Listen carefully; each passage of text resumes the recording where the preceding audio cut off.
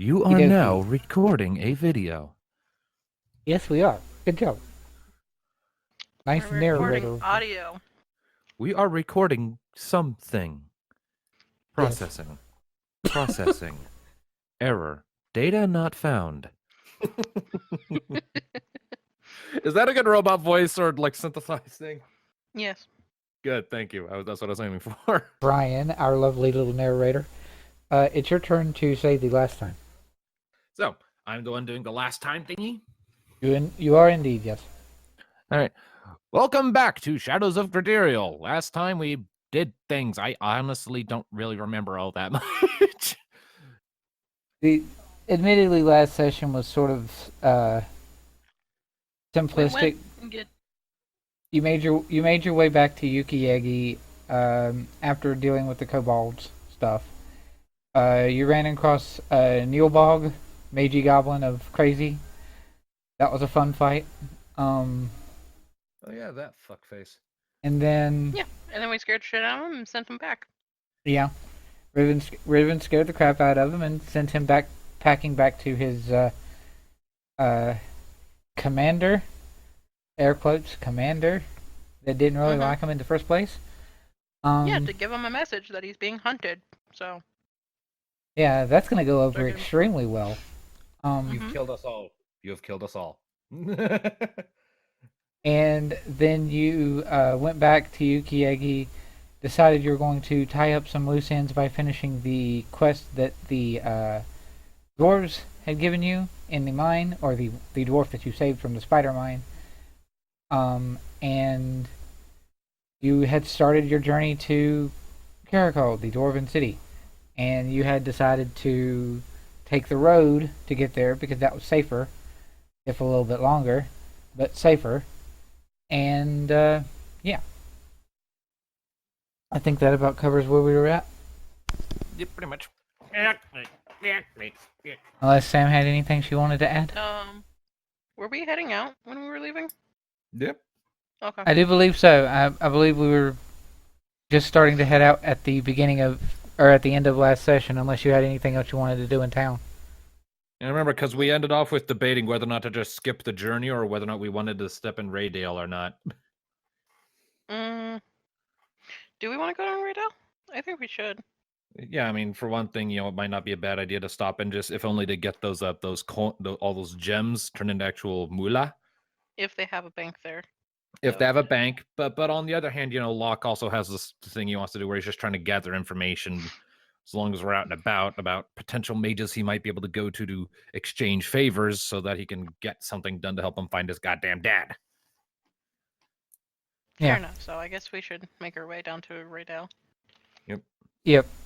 You were debating whether or not you're going to take the trip through Raideil, and also the other reasoning behind it was you were going to be following the road, and the road leads to Raideil first, so might as well. You might as well rest in an inn and tavern. That being said, neither one of you two really know anything about Raideil. I mean, wouldn't I have had to have passed through it before session 1 to get to Yuki? I mean, I wouldn't have stuck around long because I was kind of running scared, but I would have passed through it at least. Then you would know a little bit of the specific detail concerning Raideil that I haven't mentioned yet to you player people. And this is why you didn't actually go into Raideil. Raideil is the only city that you two have really encountered that is gated off. It's a full-on gated community and has guards posted up, similar to. It's like its own little mini capital city, basically. And Raideil is taxed all to crap, and what? there is actually an entrance toll to get into the city proper. Oh, Jesus. Not much, but enough that. Raideil? Yeah. What? Okay. Okay, so. We didn't know this. No, you didn't. I mean, your characters, if they had passed in and around Raideil, would have encountered that and whether or not they had the funds to pass through Raideil proper, they could have. Not so much Locke, because he's traveling as a beggar, so he probably doesn't have a whole lot of gold. But like Riven has not been further than like the top 1, 2, 3, 4 cities. Anything lower? right, in your particular case, for you, it makes sense that you wouldn't know a whole lot about Raideil because you never Like, really passed these mountains down here. Neither one of your characters have really passed through Raideil because of the toll, or because you never even ventured close to it. And then, in the sense of the dwarven crew that is coming along with you, I'm just going to jump you guys down here, sort of start this story, unless you had something you wanted to say while on the road.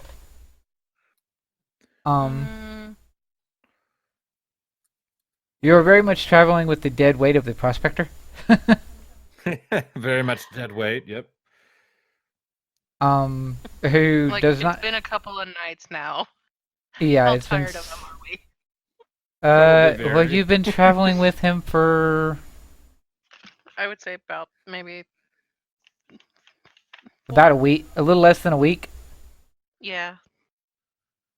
sort of to keep to the road. And he doesn't even make an attempt to stay up for the watches. As soon as there's some semblance of a camp set up, he's out like a light.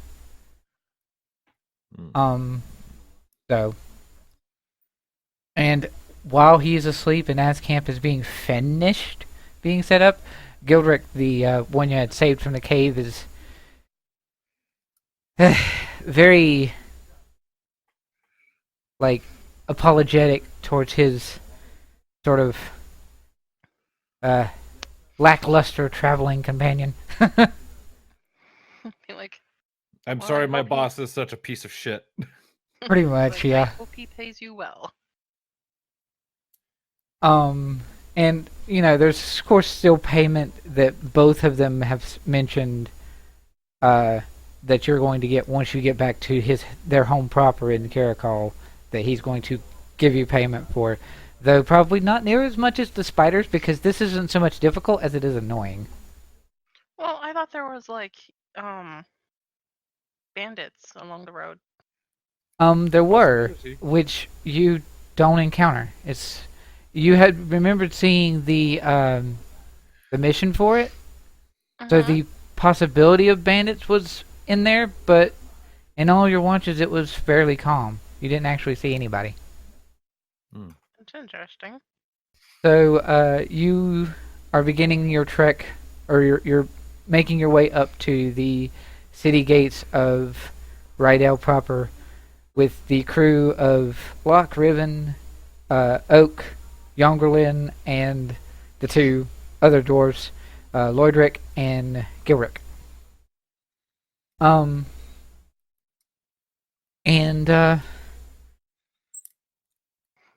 As you're getting closer, Loydric, the prospector, is constantly complaining about the prospect of actually traveling through Raideil. He very much wants to go around, mostly because of the toll and because he is cheap.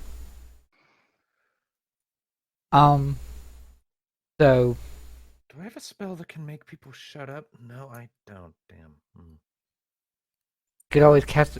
Oak speaks up and it's like, isn't there like a silent bubble something? I guess that's a wizard thing. I don't have that. No.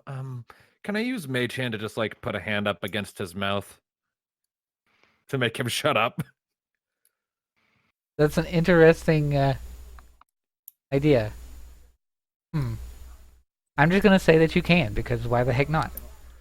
Okay, I'll do that. I mean, you used it to pick Riven's nose before, so. Yep. So I will Mage Hand and just have a little invisible magical hand cover up the prospector's mouth and shut him up. Locke will just kind of look over his shoulder at him and be like, "Look, we get it. It's not ideal. I don't want to pay the toll either, but I kind of need to get something from in here, so you're the ones who hired us. Come along with her or walk the rest of the way yourselves." And I'll turn back forward. Yep. Alright. How does Riven feel about paying the toll once she realizes it's a thing? Why do we pay a toll? I'm not 100% sure. It's just people are greedy. Jongerlin sort of sighs and speaks up. Raideil wishes to have the kind of money and trading fare that Caverton has, but Caverton, being the royal city, has the nobles to back it up, and Raideil pretty much just has the temple. So, what Locke said, greedy It also bastard. has a somewhat central position, but that doesn't seem to be helping it as much as you might think. Yeah. And then you could you have more exports next to mountains and forests like this. Stone, ores, maybe No, I would. lumber. Stone and lumber, yeah, a good export. Maybe a little bit more defensive, but anyway, who knows?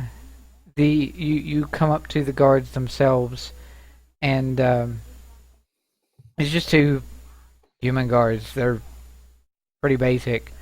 They seem to be well Riven trained. just has her her resting bitch face on, like, Mhm. And this is not necessarily something that Jongerlin wore openly and openly, but she sort of uh, like adjusts her gear a little bit and showcases a crest or a symbol that she's just been kept hiding under her garments, and that at the same time Riven's grump face and Jongerlin does that, then the two guards sort of look at each other without saying much, and then the tolls, one speaks up. The tolls simply 2 gold a person. That's all. Not as high as I was expecting, honestly. Eager to just get this out of the way, Locke just flicks over 2 gold. Bing! fine. Not interested in causing a scene. He's got plenty of gold left. Just whatever here. Bing! Jongerlin will actually hand off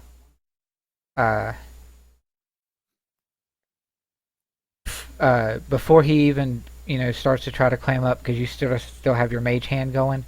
Jongerlin just goes ahead and hands us off 6 gold for all the dwarves, including herself. All right. And what, the dwarf man was not happy about the 2 gold? Hmm. Was not happy about the 2 gold? Is he gonna complain? He's extremely cheap, but he can't complain because he's mage hand gagged. Yeah, Riven pays over too. All right. And as does Oak. And then you pass through the large gates of Raideil, and then we have the Raideil map of crazy. Not very colorful. Boop. Huh. This is a big city.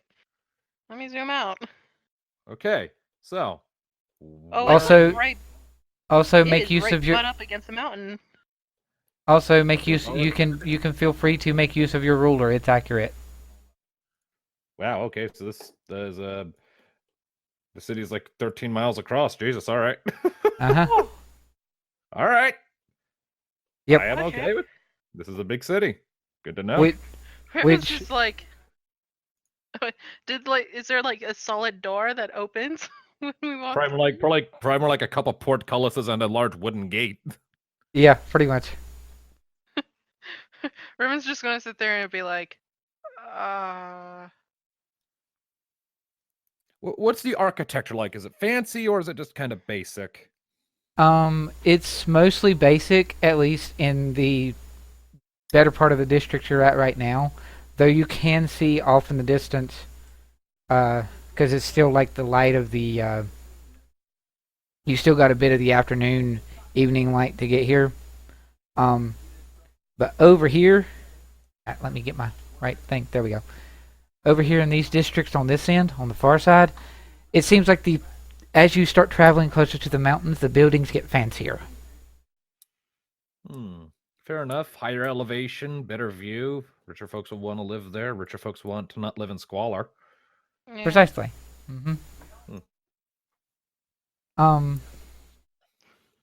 But I did some crazy What math. is there anything like a tall building that represents, I guess, this thing here? Oh yeah, I that's would actually imagine that's a temple. that's actually sitting a little bit higher than everything else, and looks, for lack of a better way to put it, it looks similar to that of like a Roman Colosseum monastery temple thing. Oh, okay. So a big It's- domed building. Gotcha. Yep. Big dome building. It's up higher, a little bit higher. This area is sort of steps. You know, it's akin to like your Shaolin monastery sort of thing. Mm-hmm. Yeah, Which- Riven's just like looking around like, Are you is looking- big? Yeah, it's much bigger.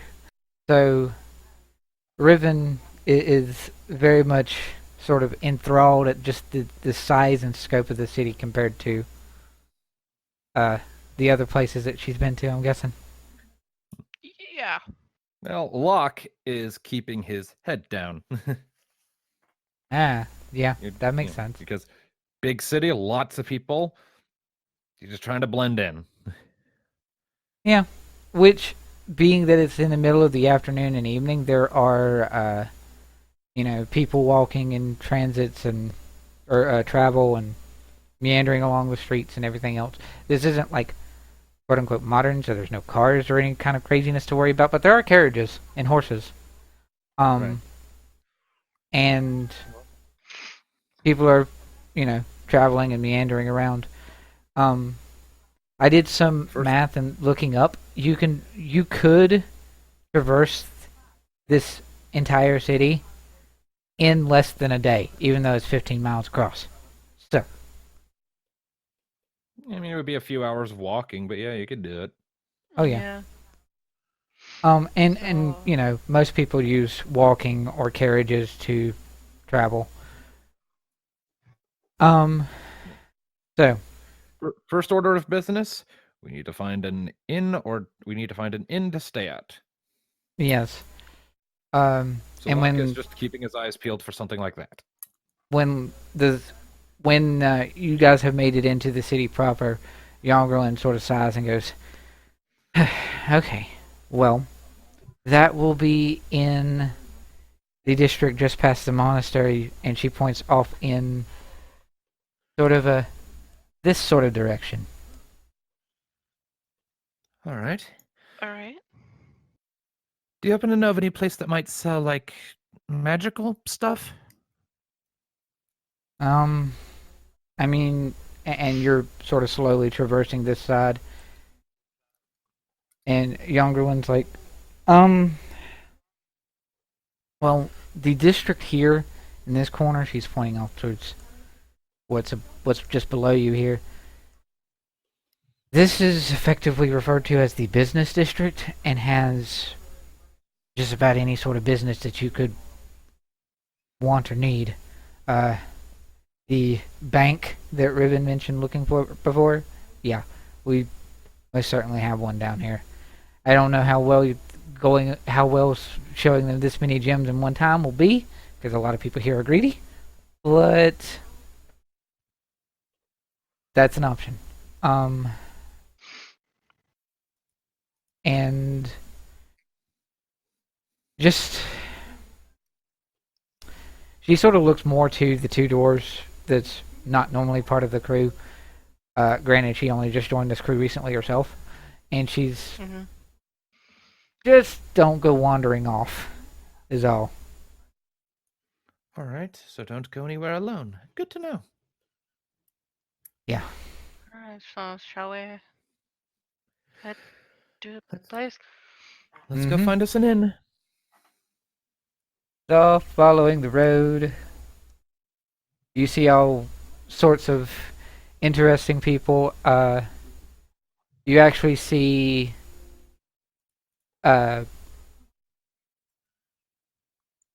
It's more than humans, even though the guards post was mostly humans. You see tieflings, dwarves, elves, a little bit of everything. And since you're just travelers that just came through the gate, no one's really paying you much mind because there's travelers through this area all the time. As long as they pay the toll in and come through the gate properly, no one really cares, generally. And you see kids, smaller folk, there's carriages, elves.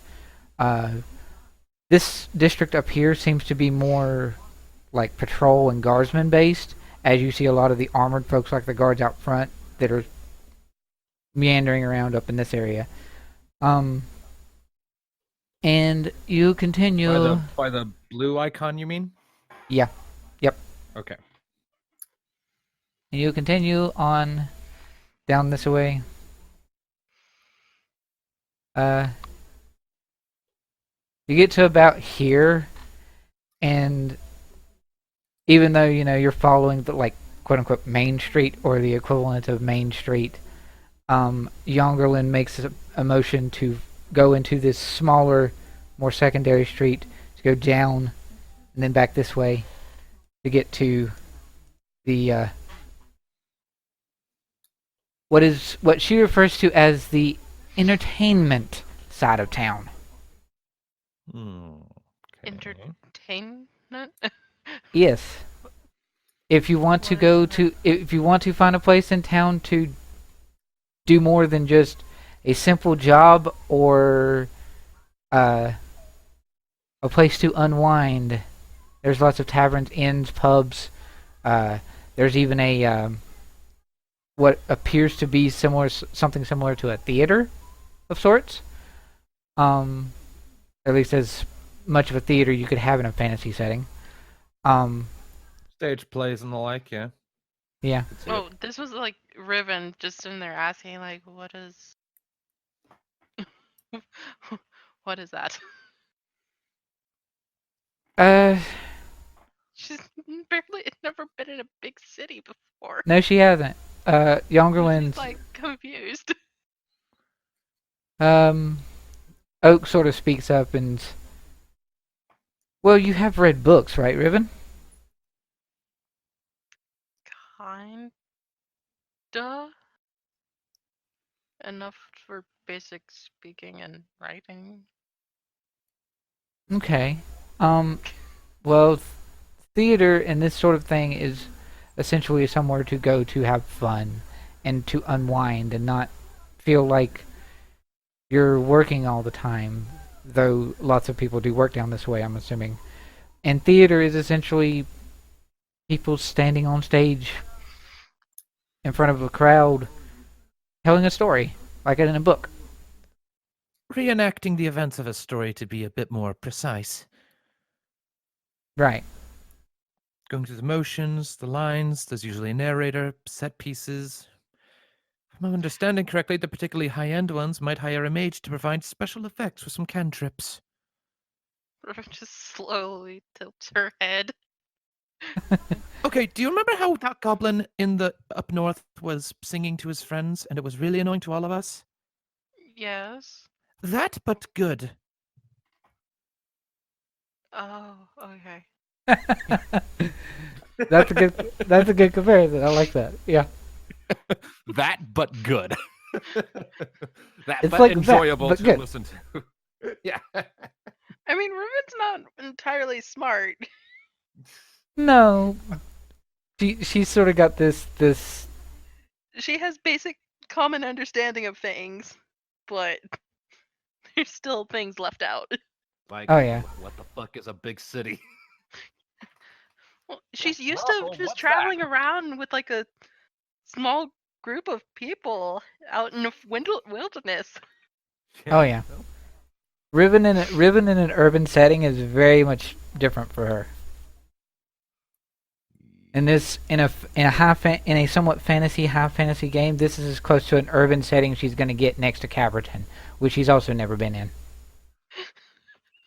She'll probably And just stroll up to that and be like, "Oh dear gods." And Caverton is bigger. It's like, do I really have to go in there? Yes. And make for me both of you. Oak has higher perceptions and he would notice it, but he's not going to necessarily say anything about it. Make for me a perception check, both of you. Ooh. 25. I see all. That's a nat 20 from Riven. 17 from me total. Okay, So I yeah. don't get a bonus. So Oh. as you're passing by the closer area of the like monastery temple here, you notice that the crest that is on a few of the flags in and around that monastery match the crest that Yongerlin flashed at the gate. Locke will kind of. What is that temple? I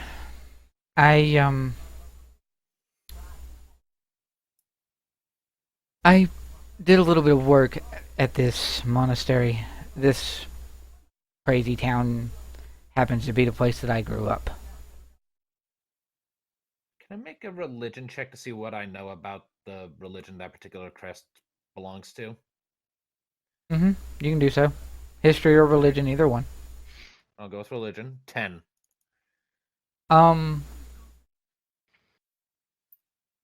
This particular monastery is heavily centered around, what was it? That really, the really intense lawful good one was Tyr. Ah, okay. Tyr. All right. So But yeah. what else do I see? Yeah, for you,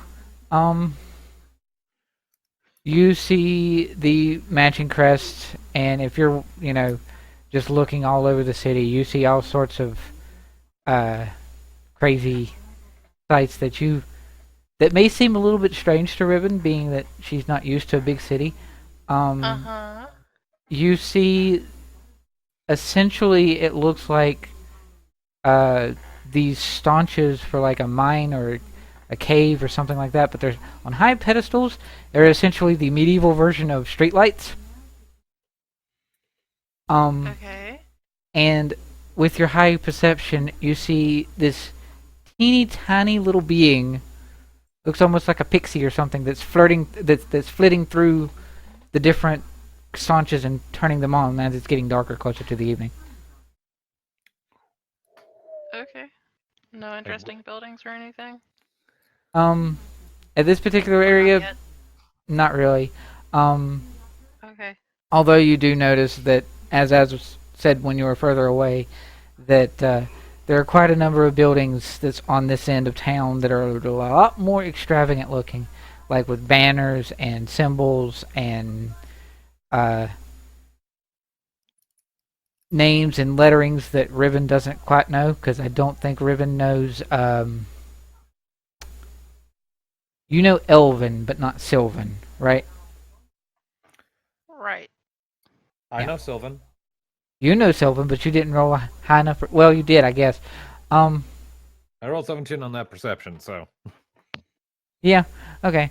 So it essentially amounts to, you're getting to the edges of the business district into entertainment area, and you see like the names of like apothecaries, towns, or taverns, or multiple taverns actually, and you see off in the distance, Riven with the 25. There is a much taller tavern that seems to be it's a decent distance away from where you're at, but it seems to be where all the people seem to be going. Nothing. It's just a tall building. Yeah, it's a much taller building. Nothing. It's got a banner on it written in common that says, I don't think I can read that far. well, not that far, no. It's got a banner on it that you can't quite read from this distance. Okay. Okay, is there like any silly, I don't know, like really odd looking places or skeptical? Like, Is there like a niche shop? Is there like a hot topic? Like a medieval hot topic. Oh my god. Um, No, I was gonna say, is there like neon lights? But like, what Actually- is like the craziest building out there? um, you, hmm.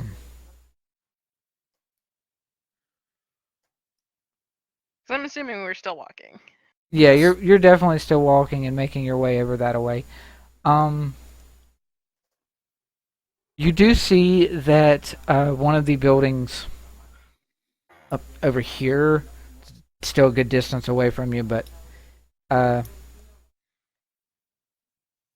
your high perception picks it out because it sort of sticks out in amongst all the other fancy buildings around it. That one's not fancy. It seems very plain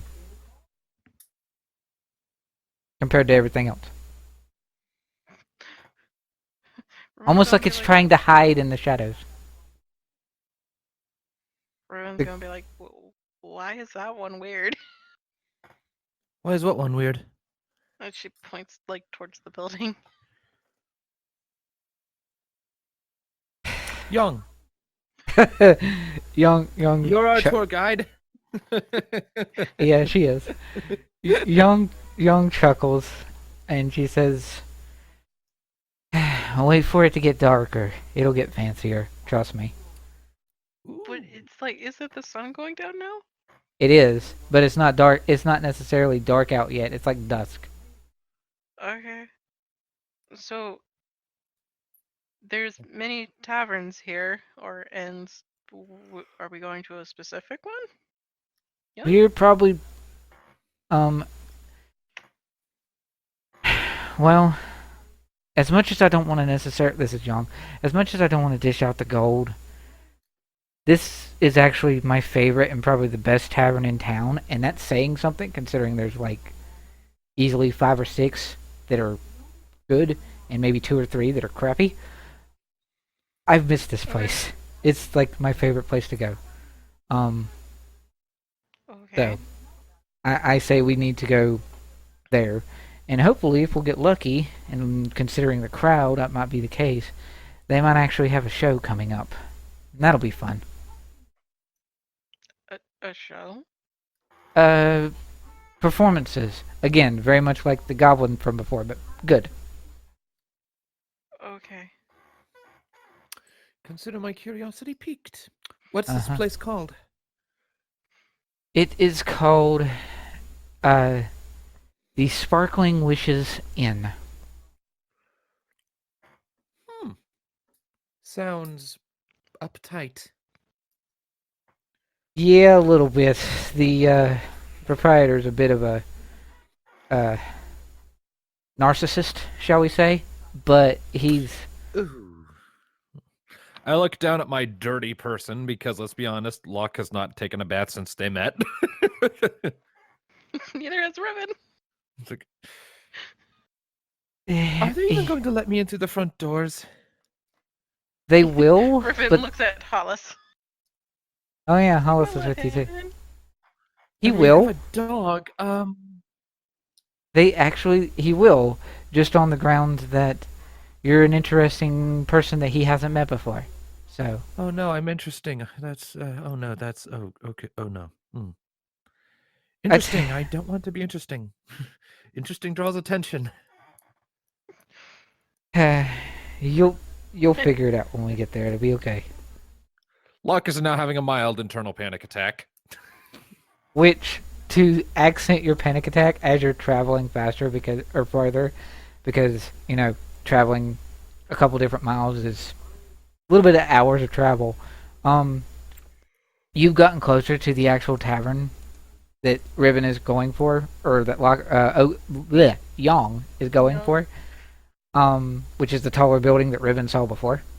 And now, as you've gotten closer, you all see the banner that's at the top of this taller building that says the name that Yang mentioned before of the Sparkling Wishes in the effectively it's in a very sort of fancy common script, and as you get closer and it gets darker, it sparks up and lights like a neon sign.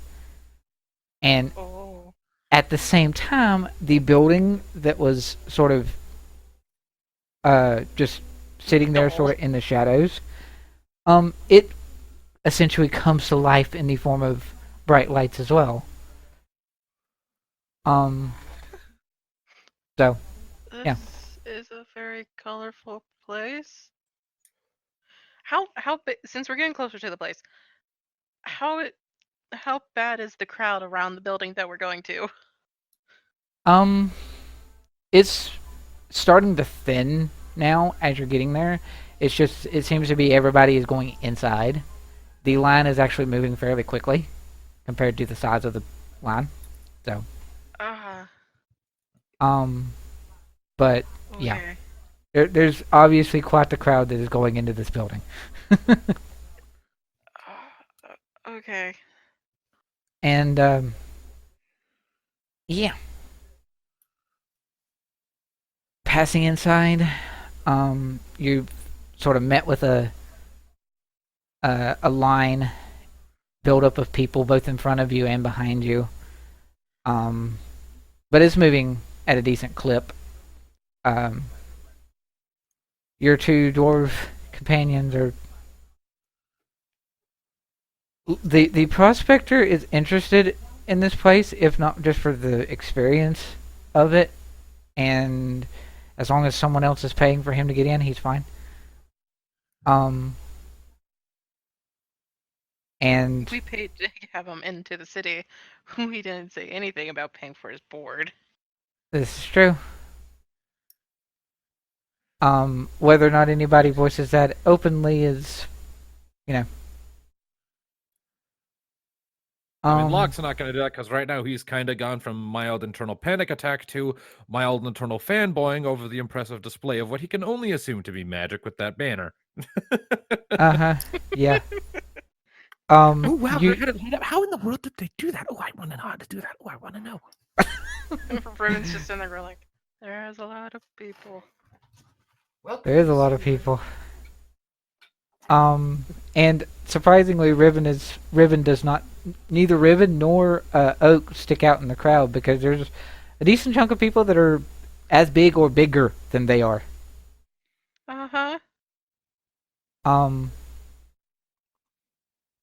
Least of which there is actually a male Goliath in and among the crowd. Oh, he's a big boy.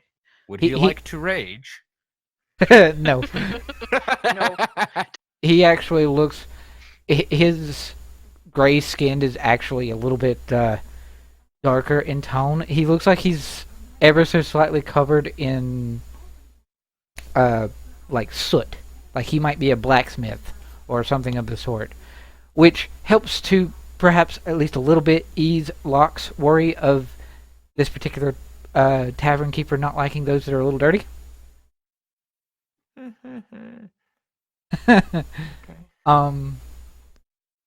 But yeah, Martin's just gonna pat Locke on the back and be like, I think you'll be fine. You're small enough. Most of these people could step on me and kill me. Well, then just stick next to us tall people. not quite all of us, kid, says this tiny sort of elderly halfling that's right behind you. Riven just like slowly looks at them, be like, Locke Don't is worry. going to deign not to look. Just kind Yeah. of blushing furiously, trying to hide his face. He mutters thaumaturgy under his breath and makes his eyes go from whatever their normal colors to something completely different, just to throw anyone off if they want to try and describe him to some dipshit later. Yeah. hurry inside. Yes, So- please. Yes, inside, please. Let's do that thing we much to do. Yeah. So you make your way inside. You've actually made it to the doorway, and there is essentially a clerk. Is it Of just sorts. like roaring from the inside? Yes, it is. Joy and It's very loud. And for lack of a better way to put it, whatever band or performance is going on up there inside the building has to be something equivalent to stomp, because it's got heavy percussion. Riven's like, it's like Riven is slightly just like staring at like the crowd and the noise coming from this place and stuff. But there's like a little foot tap. But she likes the drums or not like the drums? She likes the drums. She knows how to play the drums. Oh yeah, cool. Mm-hmm. And how is Hollis doing? I'm Riven's gonna have had picked up Hollis since getting Oh yeah, to a bigger crowd. you definitely would have to. And holding him to you, sort of to help, loosely hide the fact that he's got spikes on his back. Might be a good idea. But otherwise, Hollis is like very much akin to Riven. He's not used to this many people in this big of a place. So he's just sort of... Yeah, so we're just like, okay, just going with the flow. This is uncomfortable. Ever so slightly, yes. I am now playing jazz music in my head.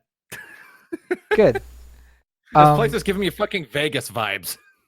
Akin, Yes. yeah. Yeah. Oh, Rat Pack. Just the Rat Pack going. So, if you're hurting me with this guy being somewhat cliche in nature, this is the clerk is a rather impressive, somewhat imposing tiefling. He has like his skin is like a deep maroon red. And he's got slick backed hair. His horns are sort of slick back. They're less like a ram's and more like the ibex. And Google what an ibex is. it's a type of deer. In other words, his horns are straight, not curved. No, they're curved. They're just curved back. Yeah, they just kind of like curve back instead of being like curly next to the side of the head. Yeah. And he has, I hope you know what this is, Brian. I'm assuming Sam does, because as if he's not cliche and devilly enough, he also has a devil mustache. Oh, and a little goatee. Little pointed goatee. Well, not pointed, but he has the soul patch Curly style. mustache, you mean? Yeah, the swirly mustache and then like the pointy tee. Now to really tie together all of these cliches, is he French? If I could speak in a French accent, sure. Oh dear God. Okay. Which I could not. But bonjour, welcome to the Sparkling Witches Inn. How may we help you? Sparkling cliches in. I don't know how to do a French accent either. Anyway, we have baguettes over here and we got the wine over there. So you get inside to him, and he's, "Are you here for the show, or just to rest and get some food?" Rooms? Yes, that. You're not going to enjoy the show? I mean, I don't even know what's being put on right now. Oh, we have our wonderful performers tonight. Well, as soon as the opening act is done. He seems to have a bit of disdain for the stomp music that is currently playing.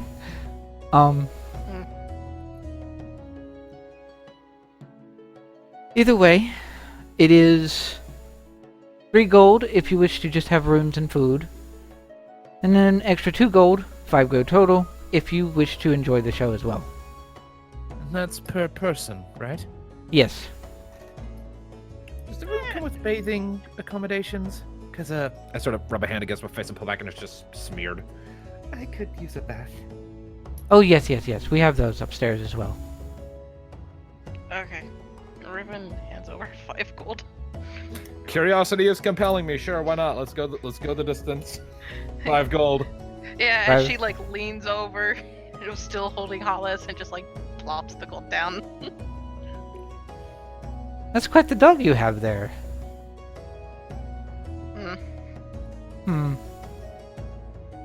Be sure to keep a good hand on him. Wouldn't want him wandering around too much. Yeah. There may not be people here that would, like to a random canine wandering around inside. Riven just narrows her eyes.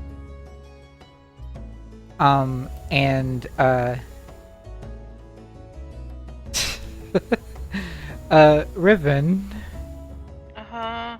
do you remember the effect that you had from, like, when... Actually, you would know this well, because it's happened a lot. The awakened mind thing that Locke does all the time? You hear it with this guy's voice, and he goes, especially considering that appears to be a dire wolf. And he just smiles at you. He noticed that he had the spikes. Doesn't seem to be worried about it, though. Eyes narrow again until they're just like almost slits. No. She's just It's like alright. still staring at him. Like, It's Even alright. in her head, she just goes, He just chuckles, and out loud, he goes, oh, it's fine. I've seen a lot of interesting sorts come through here, so you're good. So where's my room? And, yeah, so he takes the gold. Yongerlin gives up 5 gold for herself so that she can go see the show as well. And then she gives an extra 6 for the 2 dwarves behind her, because she doesn't want to deal with their stupid. She has a ton of extra gold anyway, so. Yeah, if they want to watch the show, they got to pay for that out of pocket. Yes, very much. Which they don't seem to care about that. They just want a room and be done. The prospector seems to be very tired as it's getting late, and he normally falls asleep as soon as dusk happens. So, and Oak will actually do. I think he's actually just going to do 3 gold. He doesn't seem to be too interested in the show right now. I And can leave Hollis with him. I can leave Hollis with him and be like, make sure he doesn't show anything. he nods. I'll keep an eye on him. And you see that the opening area where the tiefling was is sort of like a foyer kind of a thing, and there's clearly a segregated area of this is where you're going so that you don't hear everything from the show. When it's loud enough, you're going to hear most of it anyway, but that's besides the point. This is the area where you go to just have a calmer, and peaceful. And this is over here is clearly where the concert's at. Alright. And as you walk on through, the group is separated just a little as Young, Riven, and Locke go to the showroom, as it were, and Oak. Wait, is the show, the main show, starting right now? The opening act is. If anything, I was gonna say let's quickly go to our room to put our things down real quick. Oh yeah, I mean yeah. Yeah. Yeah. That's entirely an option. I mean, depending on how long it is until the main show actually starts, Locke was considering just getting a quick dip in, but if he doesn't have time for that, he can do it afterwards. Yeah, Riven would have washed her hands and face. That's it. At Until least after. At least the hands and face. Yeah, you have a little bit of time. The opening act is just long enough for you guys to have time to do that, and a lot of the people that head to the concert area seem to be doing something of the sort themselves. In particular, the Goliath from before is also going to the show, and he's doing the same thing. Alright, let's go just tidy up our hands, tidy up our faces. Yep. Set down your stuff. Oak focuses more on going and getting food, because he's not going to go into the show right now. And Yongerlin actually doesn't bother to clean up too much. She does, but not as much as you two worry about. She's spent less time out in the wilderness here lately, so she's not as grungy as you guys. Mm-hmm. And yeah, you clean up. You get a chance to set your things down, find the rooms. Because you're a crowd that came together, even though only a few of you, not all of you, wanted the show, the tiefling, when he handed the quote-unquote room keys, your rooms are all close together. Convenient. Because this place is big, and a lot of the upstairs is dedicated to the rooms themselves. Okay. Which the hotel rooms are much fancier than Yukiegi's was. Unsurprising. Mhm. Herman's gonna remind, like, just taking a look at the room. Herman's gonna remind Oak. Please, don't let him show anything. I'll keep an eye on him. It's fine. Remember, I can talk to the pup. Okay. And he sort of Right. does this little growl mumble as if he's speaking to the dog and is patting at his head. Okay. She pets Hollis and then she goes to the concert. Locke Uh-huh. mage hands Hollis and then goes to the concert. No. Okay, that's a thing. Yep. That is the running joke with Hollis and Locke, is he just mage hands the poor dog. All right. So you make your way down into the show room, the concert room, and you find that, and it is like borderline fantasy version of a rock concert. All right. It is very, Herman's very, just standing there, just like, it's very loud. drink. It's very loud. There's dancing. There's all sorts of, there's very much booze and drinks going all over the place. Food. There is. Yeah, Riven's going to make her way to the bar in the area if she can spot one amongst these crowd of people. There's an effective bar, but every single stool at the bar is took. As you go to make your way towards the bar, though, one of the waiters comes by and goes, She was just gonna sit. Riven was just gonna kind of like lean in between like two people and just like order a drink. She wasn't planning on sitting down at the bar. "Okay, okay." Just like kind of wedge herself between and just like, if any of them give her a look, she gives them a look back, just like, what? Okay, sure. Is Locke going to find a table? Youngerland's going to a table. He's going to find a table and stick with the group because Young said, "Don't fucking split up. Don't go Alright. anywhere alone. Stick with the group. Stick with at least one other So person." So you Locke is two, going to- you two, as you're making your way to it, you're starting to bypass the bar itself and make your way to the a table. A waitress, female, comes by, and she seems. I don't know if you will be accustomed to this, Brian, but imagine a restaurant that's super busy and in rush mode, and a waitress that you can tell is used to it, but at the same time it's just like kind of panic mode. she's less panicky and more rattled because there's a lot going on, and she's seen a lot of new faces that she wasn't entirely expecting, and she steps up to give you and Young a table because Riven went towards the bar, and you notice something interesting about this waitress. She's a tabaxi. Ooh, cat person. And though I am not entirely sure of the specific colorations of a tabaxi, I just sort of went with, I think it's just any color of cats. yeah. I sort of went with the general idea that it's typical cat motifs in colorations and fur, and for all intents and purposes, she's calico. She's a calico tabaxi, which means she's white, brown, and black in sort of splotchy order. Ah, okay, that's neat. Yeah.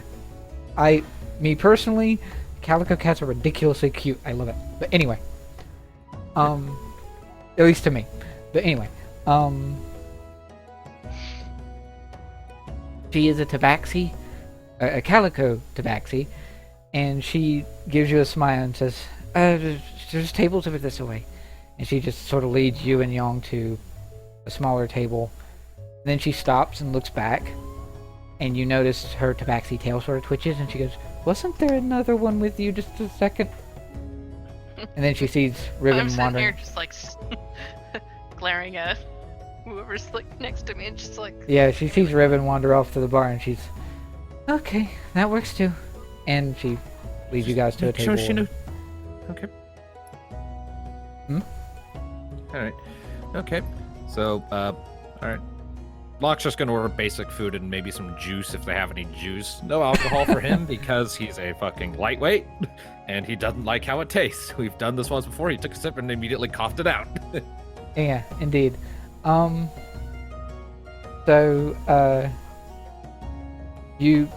orders some food. Young definitely orders alcohol. She's used to that, so she smirks at the fact that Locke wants to go sort of lightweight, but she's fine with that. He's a kid. He's much smaller, not as physically tough as her. So I want to keep my wits about me, you know? Mm-hmm. So Riven has wandered off to the bar, and you see that the barkeep is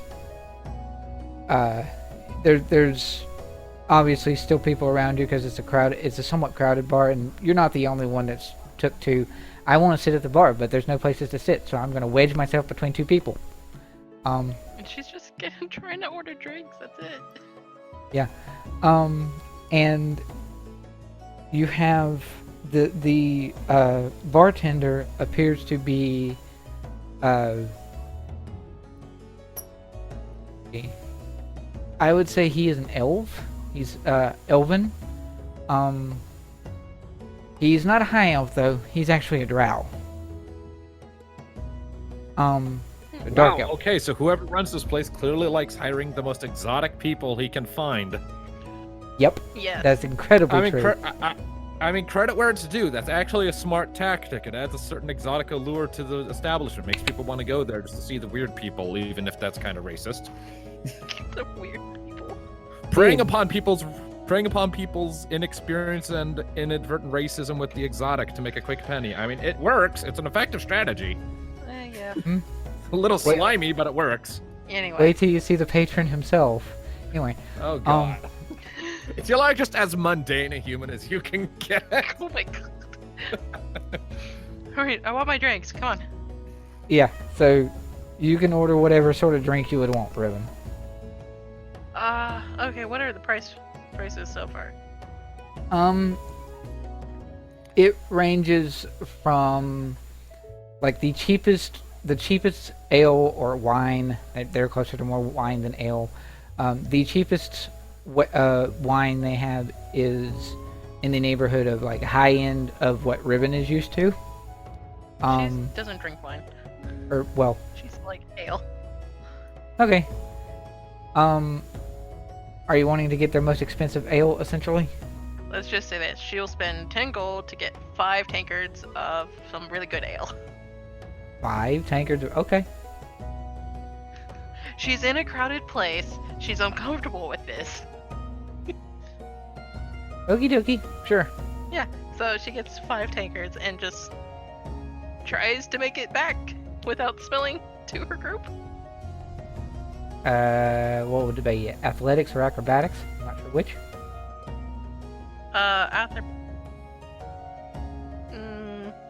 Probably acrobatics. Which... Sure. Do that. Oh god. Oh no. So you make your way back towards your table, and you're balancing these 5 tankards of ale. How are you carrying She's like bear 5 hugging. at once? She's bear hugging them. Oh, okay. So you're holding them all close to But you? she's either bear hugging them, or she actually managed to get like a hold of 3 in one hand by like the little handle, and 2 in one hand. It's That'll like, you know, work. yeah. Yeah. So you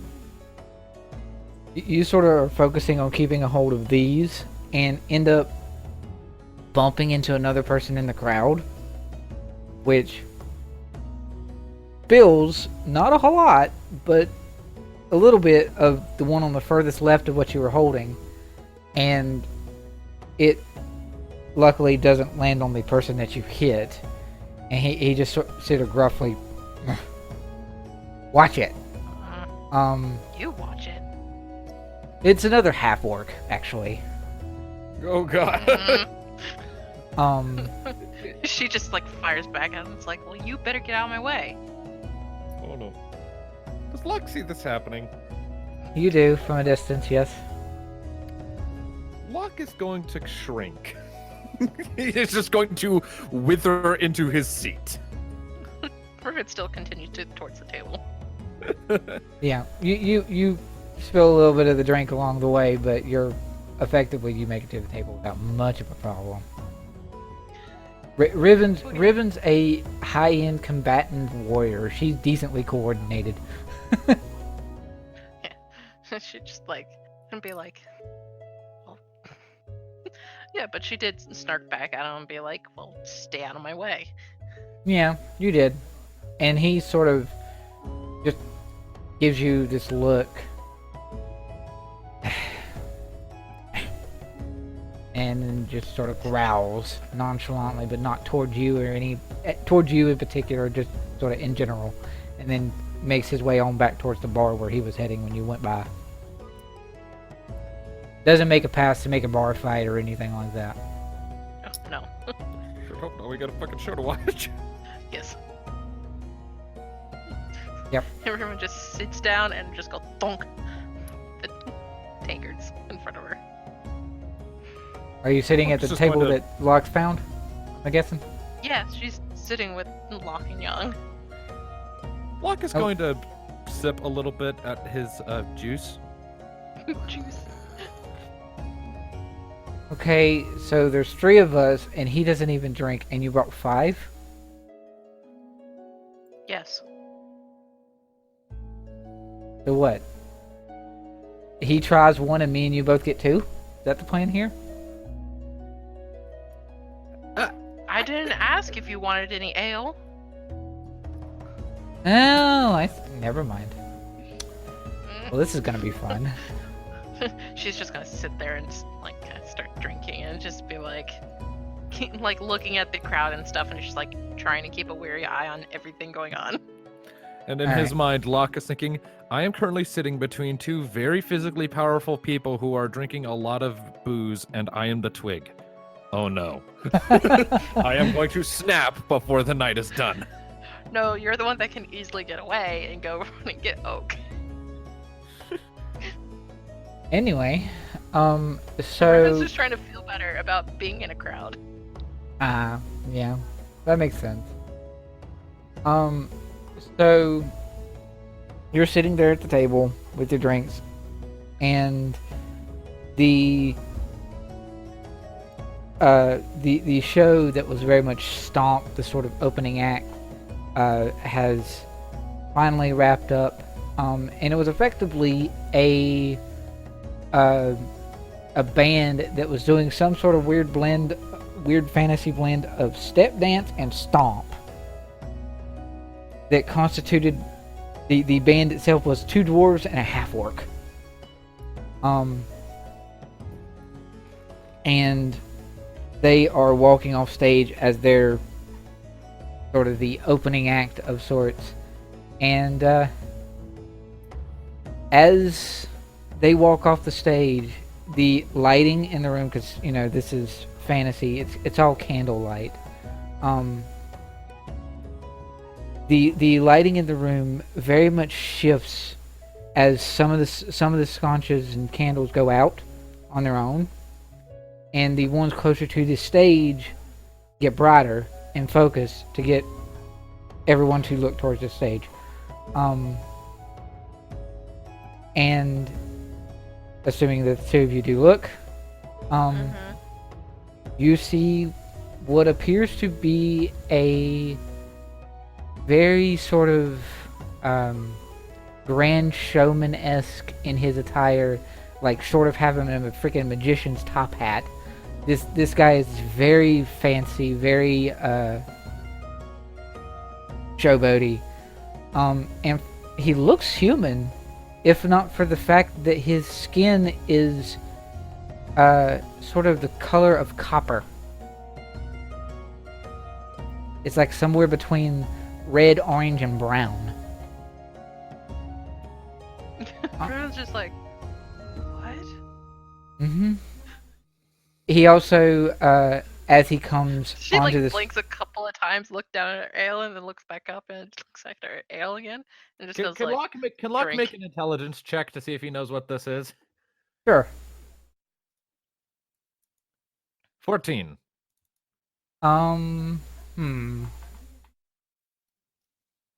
Locke has studied up a little bit on arcane nature and stories of magical creatures and things like this.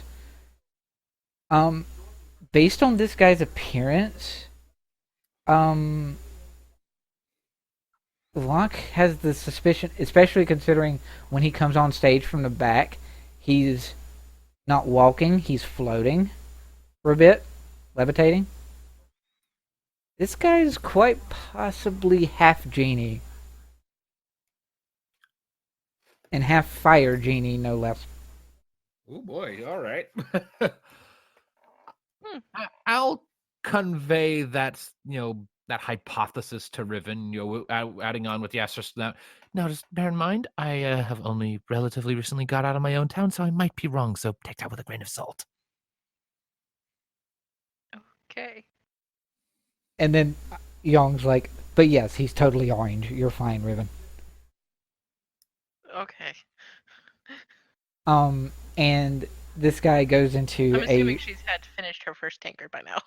Probably. This guy goes into a much more eloquent than I can even remotely muster delivery of what is going to be the band that quote unquote everyone is here for. We're just here out of curiosity. Yeah. As I said, quote unquote everyone is here for. And he introduces the band as... Oh dear, the DM is typing in chat. This can only mean it can't be pronounced. That, Bamf. Bamf? The name that the band seems to call itself is Bamf. B-A-M-F. Bamf. Okay, so here's what I'm going to have Locke do. I'm going to have him cast Mage Hand, and then just silently press the Mage Hand into his face, like around the upper part of his face, so that it's face palming him hard enough to leave an imprint. So that he just has like this spot where just like his face just slowly starts to color with an invisible palm. What is Bamf? Not creative. Why would you... Young's confused too at this. He's like... It's not a creative name, Bamf. Well, you don't know if it has any special meaning to the group. Maybe it does. That is a fair point. Let's see what their music is like. And so, to go with that, the band literally just appears on stage. Whoosh. All right. You can roll Arcana if you want to, Locke. I would love to roll Arcana. Invisibility. It just goes poof. That is an 18. Yeah.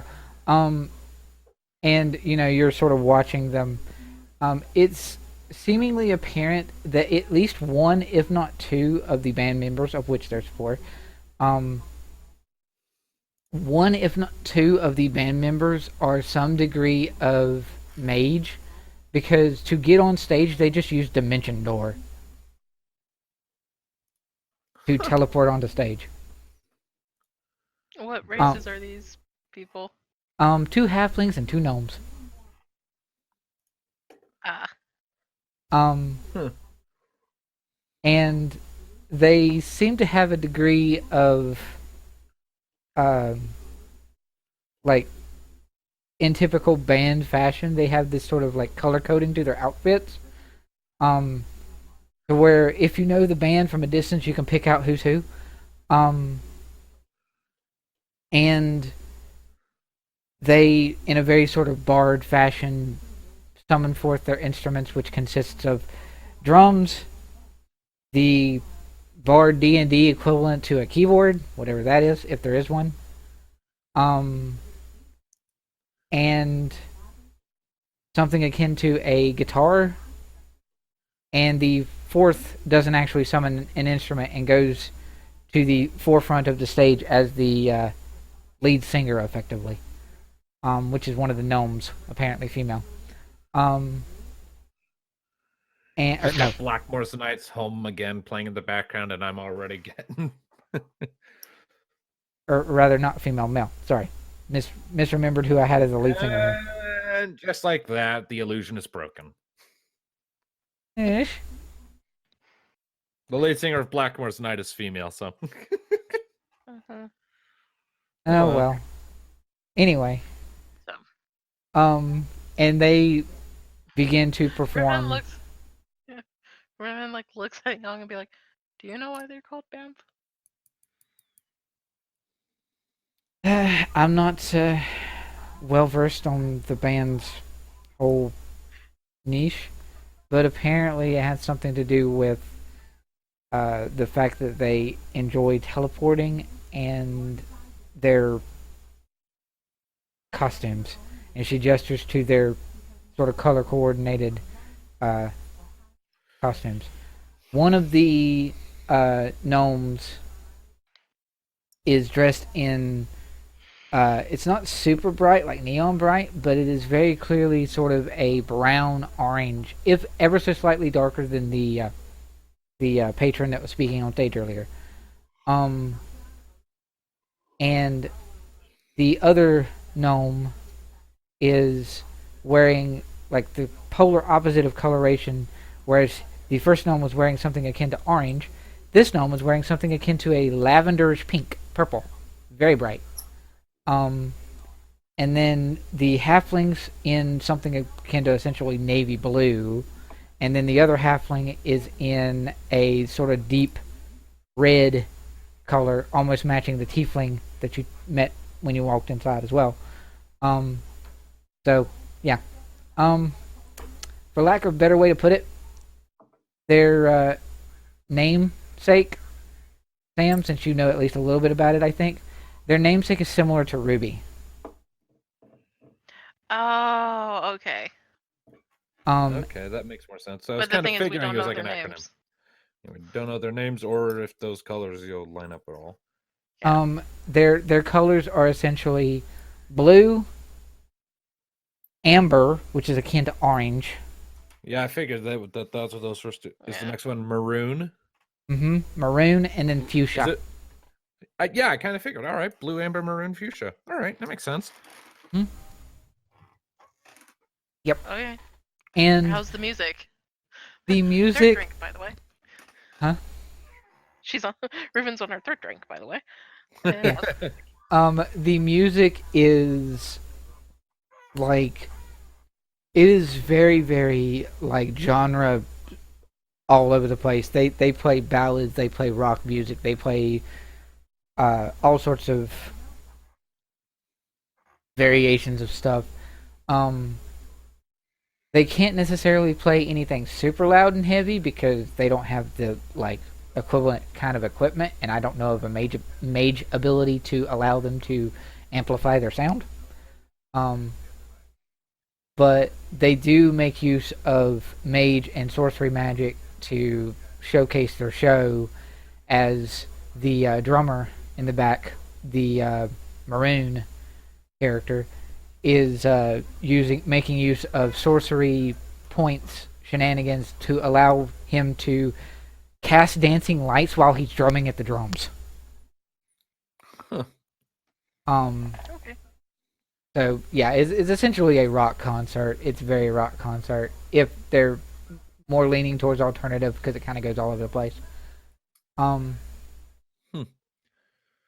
and Fascinating. yeah, they seem to have the crowd. A lot of the crowd there is very much into their show, and some have even left their tables and the bar to go closer to the stage, which is effectively a mosh pit. Um, so, Alright.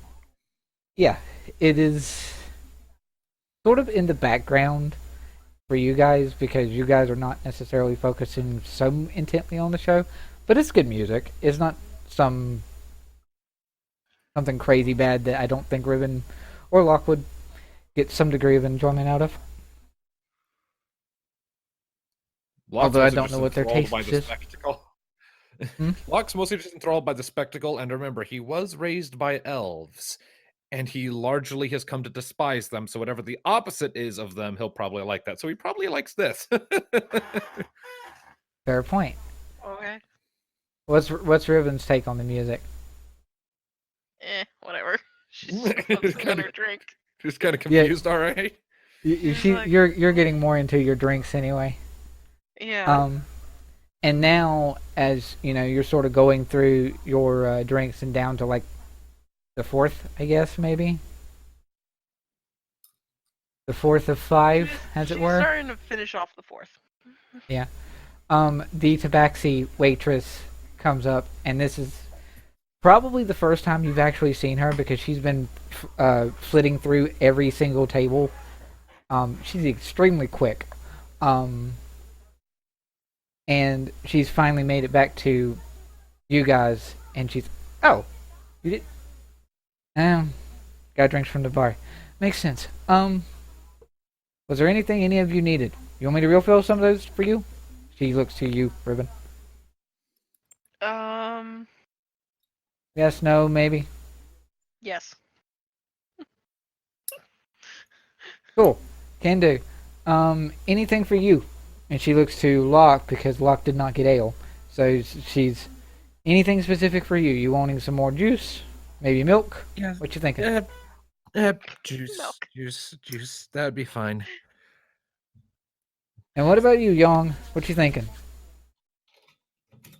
And I like back and Yong, forth between Young and the Tabaxi for a second. Like, Just like, what? kind of sort of squinty look, like, wait, Oh, wait, no. a Wait. minute. She did say this was her favorite place. Remember? Oh. Okay. She sets the fourth one down and just like slides it and hears like clunk of it as it hit the other takers. Yong speaks up and goes, "Give me the usual. It's fine." And she sort of speaks up to the tabaxi and goes, "Now, your pop's not going to be a part of the show this time, is he? Remember, like, what was it, year and a half ago? I hope not. He told me he wasn't. Anyway, I got more work to do. Maybe I can catch you guys when it calms down just a little bit. You are staying the night, right? You got rooms and stuff too? Mm-hmm. Yep. Cool. Not everybody here, thankfully. We don't even have enough rooms. Not everybody here is staying for rooms and stuff later, so maybe we can catch up some, y'all. See ya. And off she goes to continue with her Well, some laziness. people might consider the floor a bed. Don't become one of those people. But Locke will sort of vaguely gesture at the. Have the ale tankards already been refilled, or are we waiting for that? She picked him up and she's going to refill him and come back. Okay. Well, I'll just sort of vaguely gesture at where they used to be like, drinks, alcohol, booze.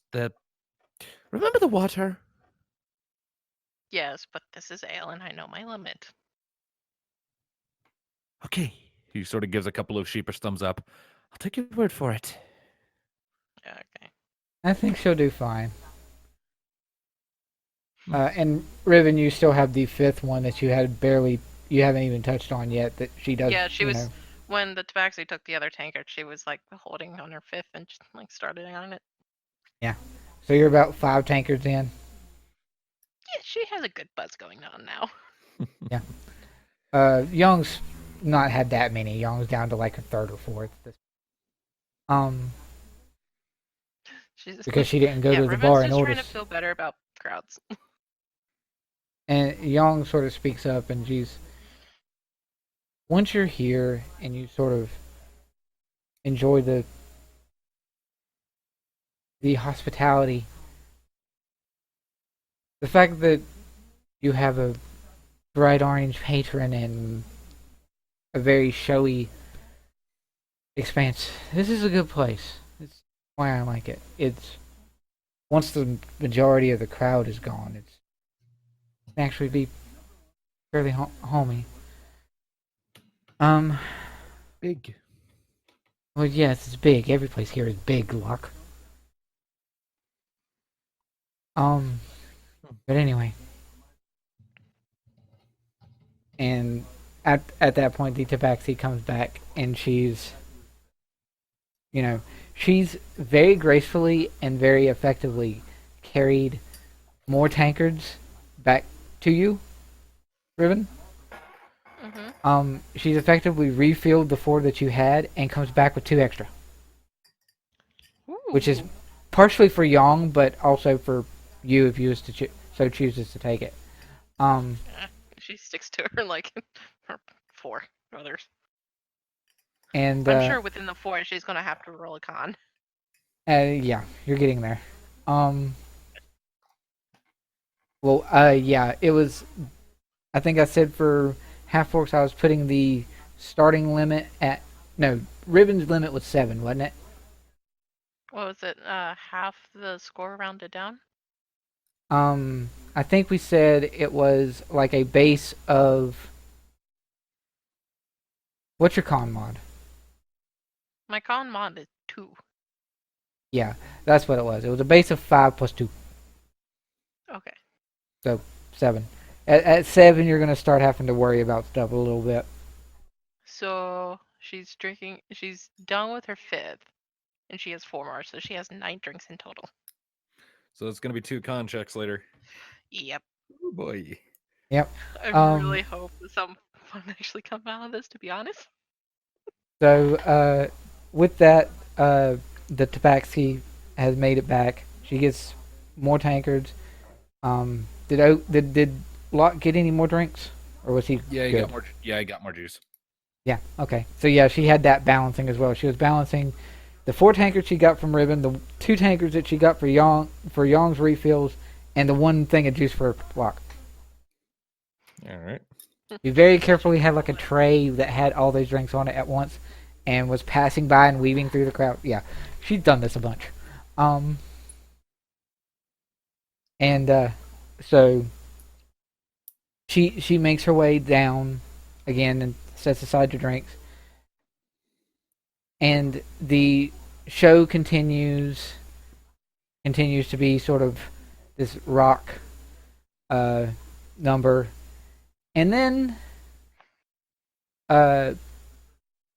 the lead singer stops. The music is finished, like their last playthrough of the song is stopped, and the lead gnome singer speaks up and goes, "And now, folks, we have a special treat for you. Those of you who, haven't seen this before. Come on up." And a sort of, he's much older. He's not near as graceful. Sort of a dark furred, graying a bit, tabaxi male sort of shuffles up onto the sort of shuffles up. I look over at Yang. I think you jinxed it. Possibly. I don't know what's going on, but I think you jinxed it.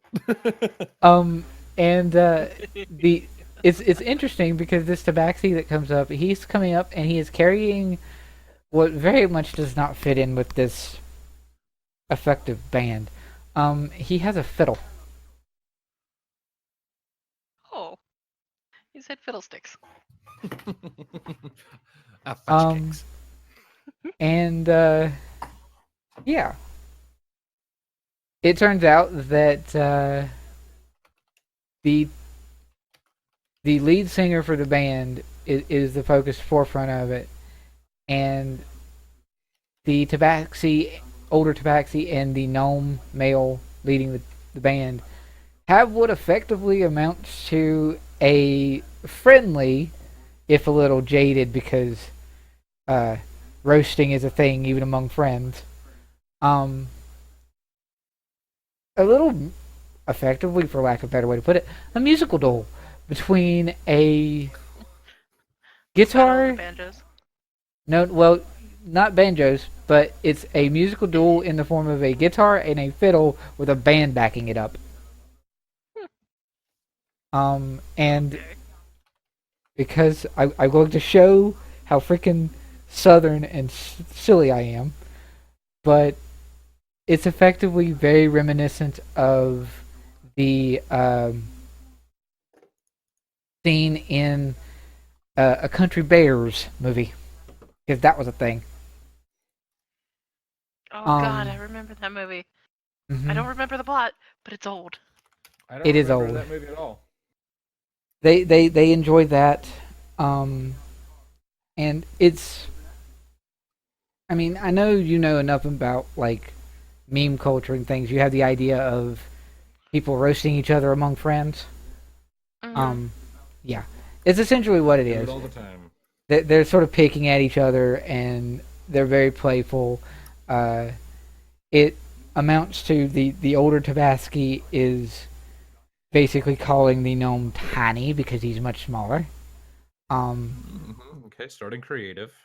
And well, you know, for lack of me having to go into the whole details of it, but and like the biggest like comeback taunt that the gnome has for the Tabaxi is he calls him a washed out alley cat.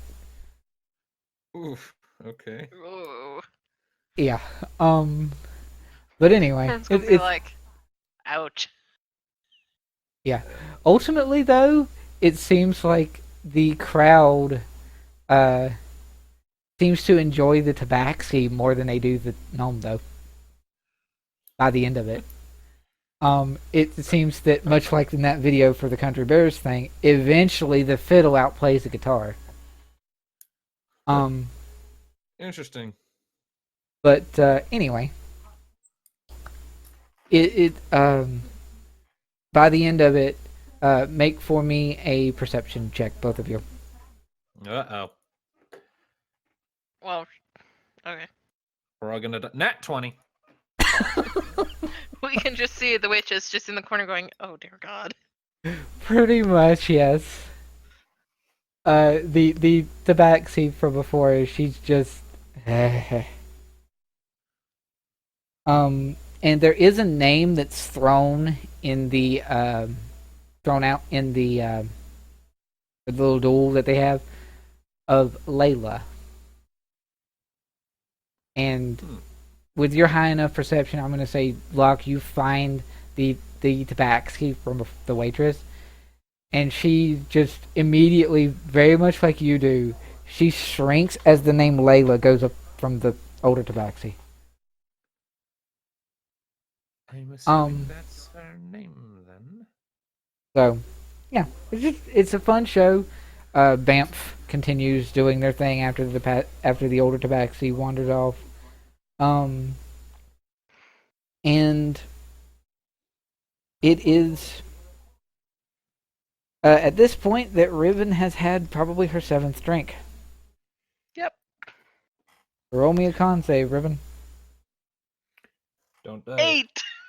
Oh no. Yeah. Oh. It might be akin to it might be something tied to the loud music or Just being tired from traveling on the road. traveling on the road, different things you have going on, like in your mind right now, your thoughts and things. The not so easy and very awkward prayers that you've had consistently. Yeah, you're You needed to unwind? You're unwinding. So Riven is drunk now, very truly. Yep. Yep. I'm now curious to see how a drunk Riven behaves as opposed to a sober Riven. Let me do some con saves for Yongerland. She's getting up there as well herself.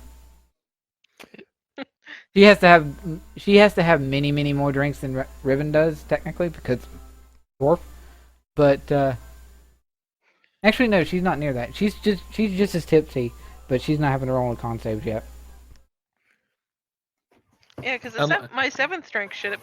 Oh yeah, I finished my 7th drink, so I'm at the limit. So it's gonna be like 8 and 9 that are gonna screw with you. Yeah. All right. So Locke is becoming increasingly and visibly uncomfortable because the only two people he knows here are becoming increasingly drunk. He's sitting there like, oh no. What's wrong? Young speaks up and she's maybe you should go join Oak, Locke. The show's winding down anyway. It's not past your bedtime. Locke kind of passes Riven this sort of offended look. She just raised both eyebrows like, really? Are you... I'm sorry, but when did you become my mother? I'll down what's left of my juice. Enjoy yourselves. And Locke will get up and shuffle away. All right.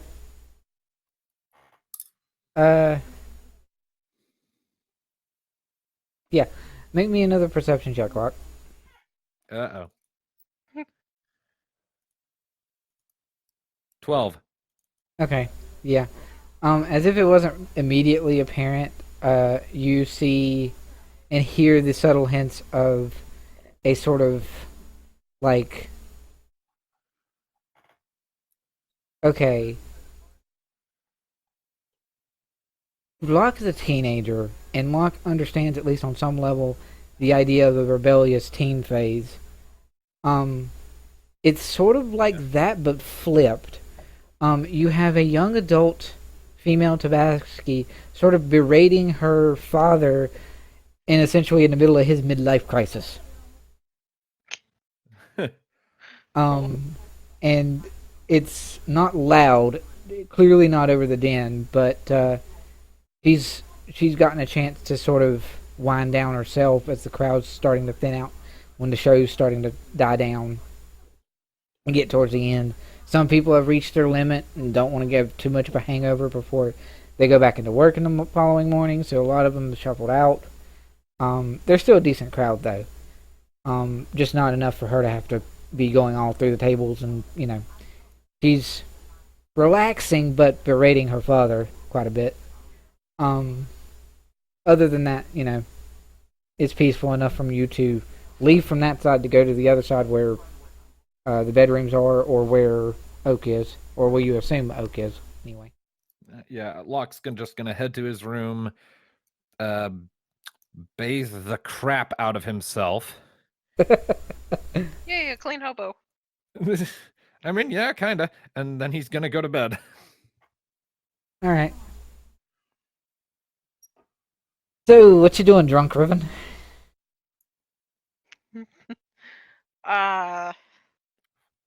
Flirting.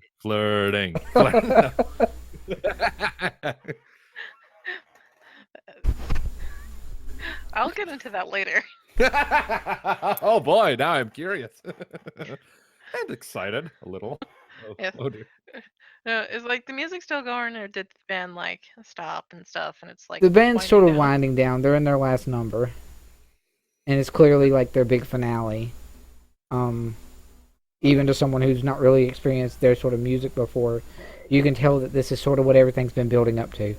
Even in your drunken state, it's kind of apparent, at least the way the crowd's acting anyway. She's not even paying attention anymore to the band or the crowd. She's just in there like nursing her drink, and just like, it's like she's mumbling, but it's like weird intervals of mumbling. Hold on. Perception. Boop. 14. What is she mumbling? She's mumbling in Elvish. Ow. But the thing Great. is, it's like weird pauses. And there's Uh, kind of a rhythm to it. Does she have specific words? Youngerlin actually knows Elvish. Oh shit. Yeah. Here, hold on. How belligerent. Try one more time. Okay, yeah, she's making clear, defined words of some sort of musical aspect. She's drunkenly singing, Under her breath. All right. and the more she drinks, the slightly louder it gets. That's not quite matching the rhythm that they're playing, but I like it. What? You're humming something. I hear it and I understand it. Okay, and I don't know. It was interesting. okay. How many drinks has Riven had at this point? She would have finished her 7th. I mean, 8th. 8th. And that was what the con roll was. Okay, yeah. Ruben's just like kind of like eyeballing the last drink. It's like she's thinking about it.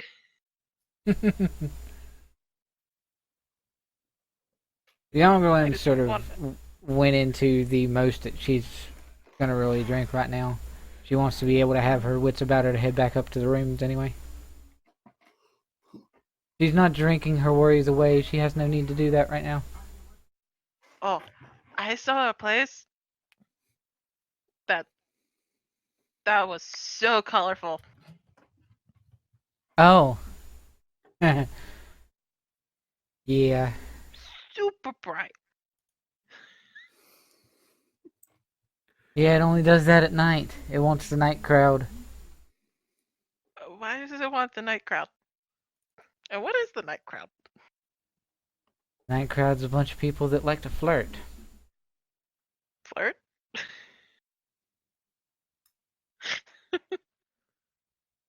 And there's this really long pause.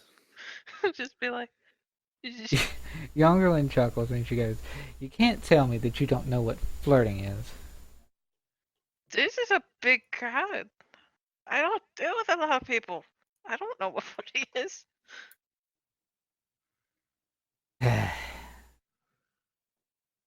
You know what? Hiccuping.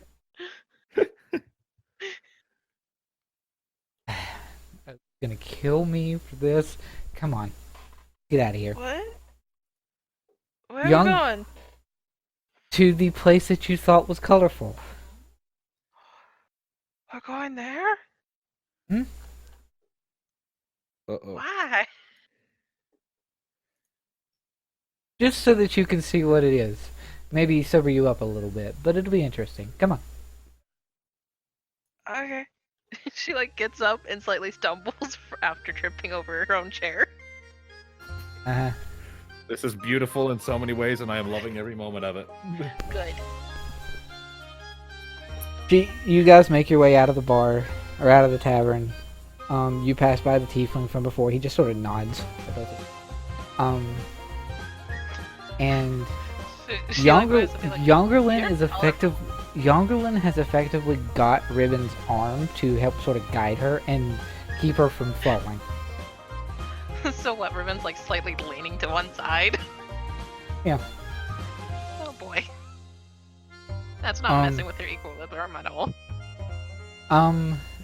Do for me a perception check at disadvantage. Okay.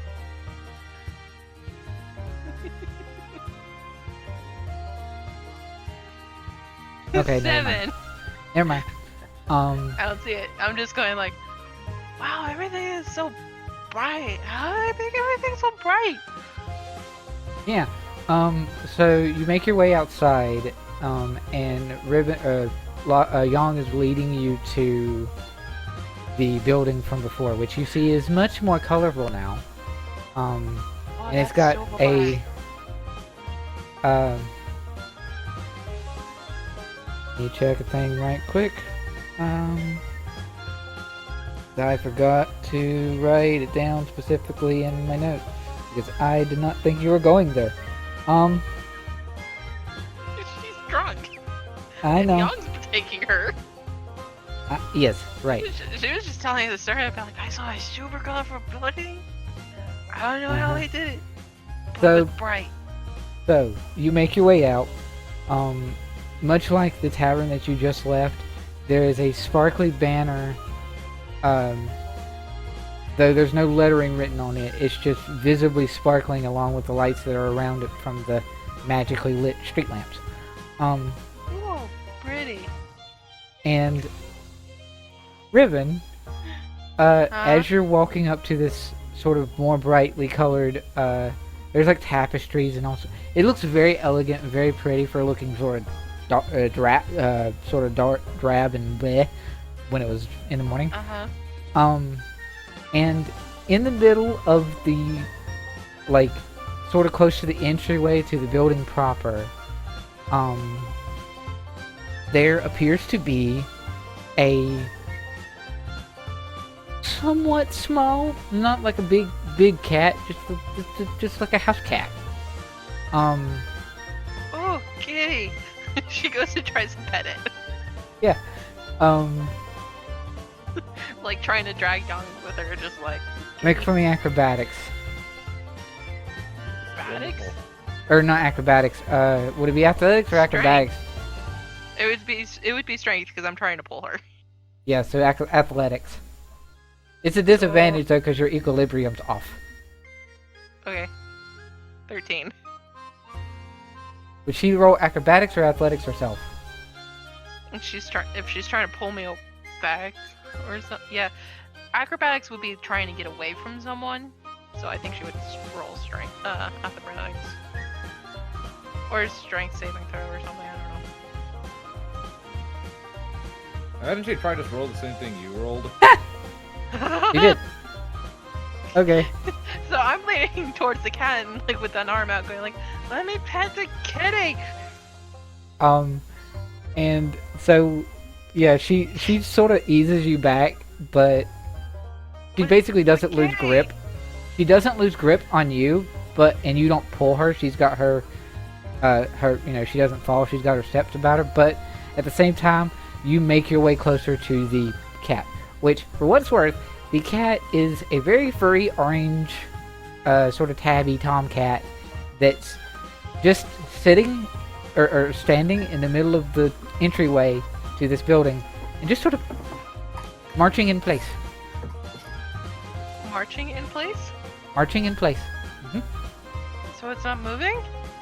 Well, it's moving. It's just sort of Not going anywhere. Yeah, it's not going anywhere. It's just marching in place. So it's back. All four of its paws are going up and down and up and down, and its head's going from side to side. It's marching. It's less, since it's a cat, less marching, more prancing. It's just do do do do do do do. It's just not going anywhere. That is one talented cat. Yeah, She just tries to pet it. Again.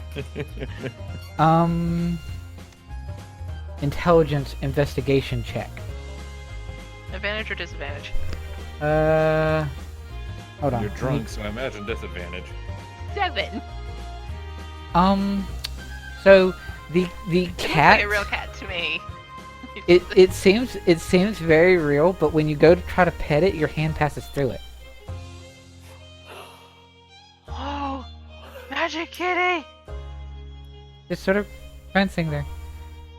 The Youngerland sort of lets go of your hand to basically allow you to, I guess, goggle this cat.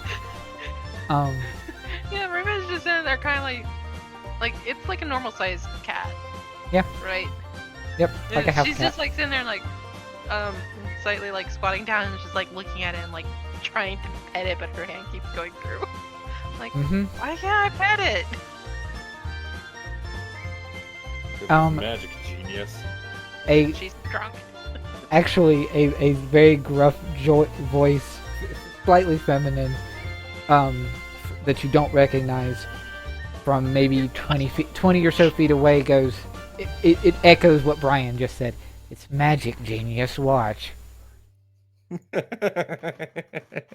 And as she says that, the cat disappears in a flurry of like little butterflies that fly up towards the tassel that was glowing, and then as the butterflies pass by the glowing tapestry, the letters in a very fancy Elvish script, though you can read it because you know Elvish, even though you're drunk, and it says, the idle tomcat. Oh, that's wow. And then you are, the What is sign. the idle time cat?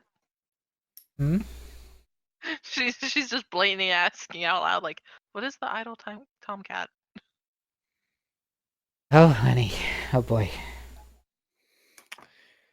So, just to pause for a second, just to make sure I got this right.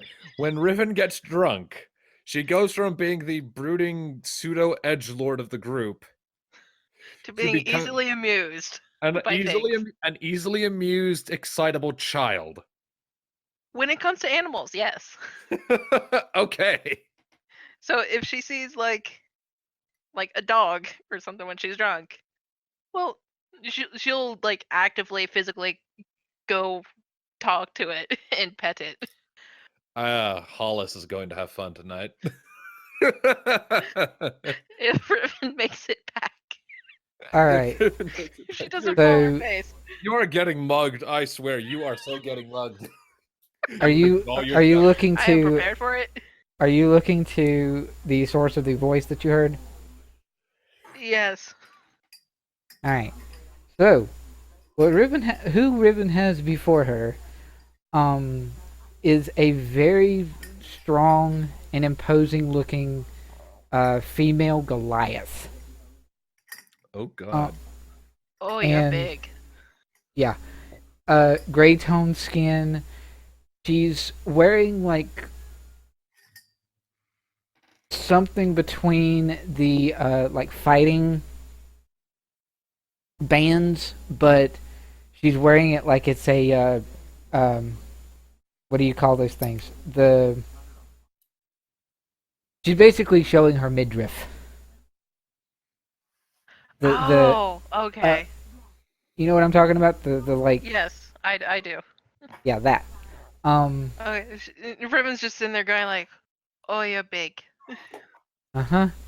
And because Riven's drunk and because Riven's all about her animals, Riven is immediately drawn to this Goliath woman's shoulder, which has the tattoo of a bear. Broad Bear. and plain, just sitting on her shoulder. She just like points like, bear. Yes, bear. And the Goliath looks to Young and goes, I do believe your friend there is drunk. What was your first clue?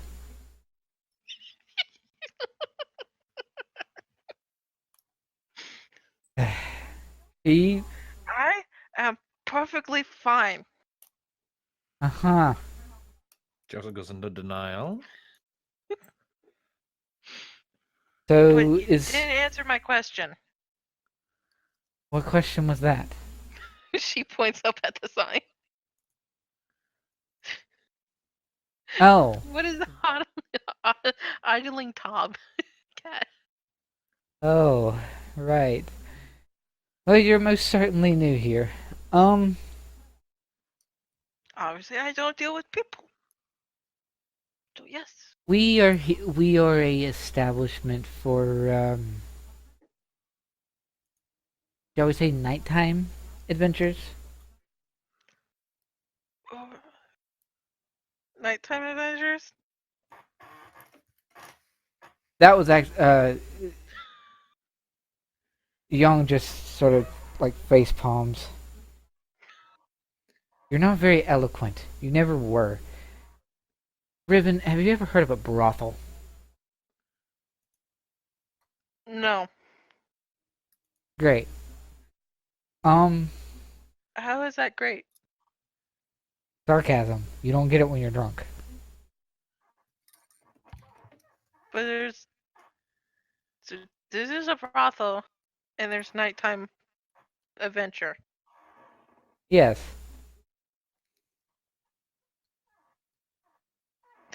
She's just like staring for a moment.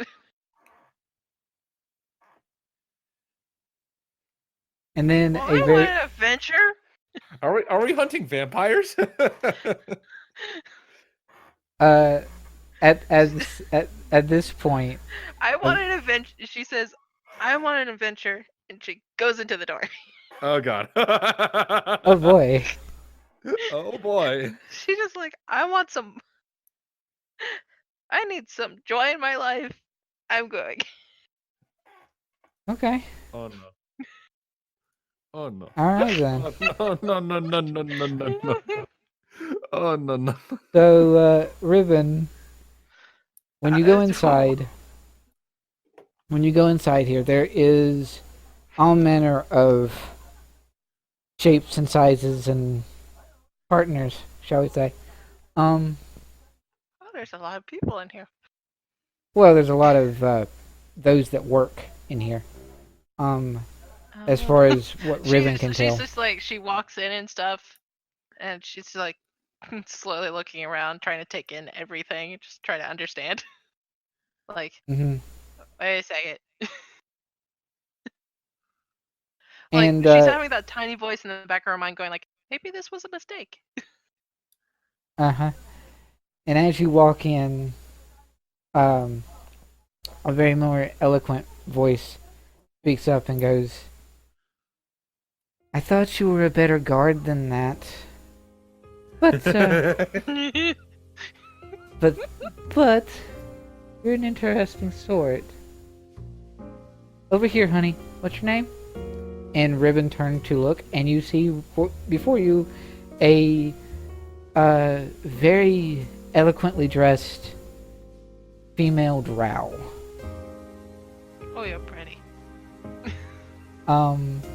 Sort of long hair. And she's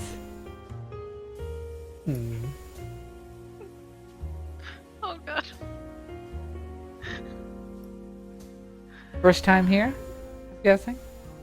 You look new. Yeah. Yeah.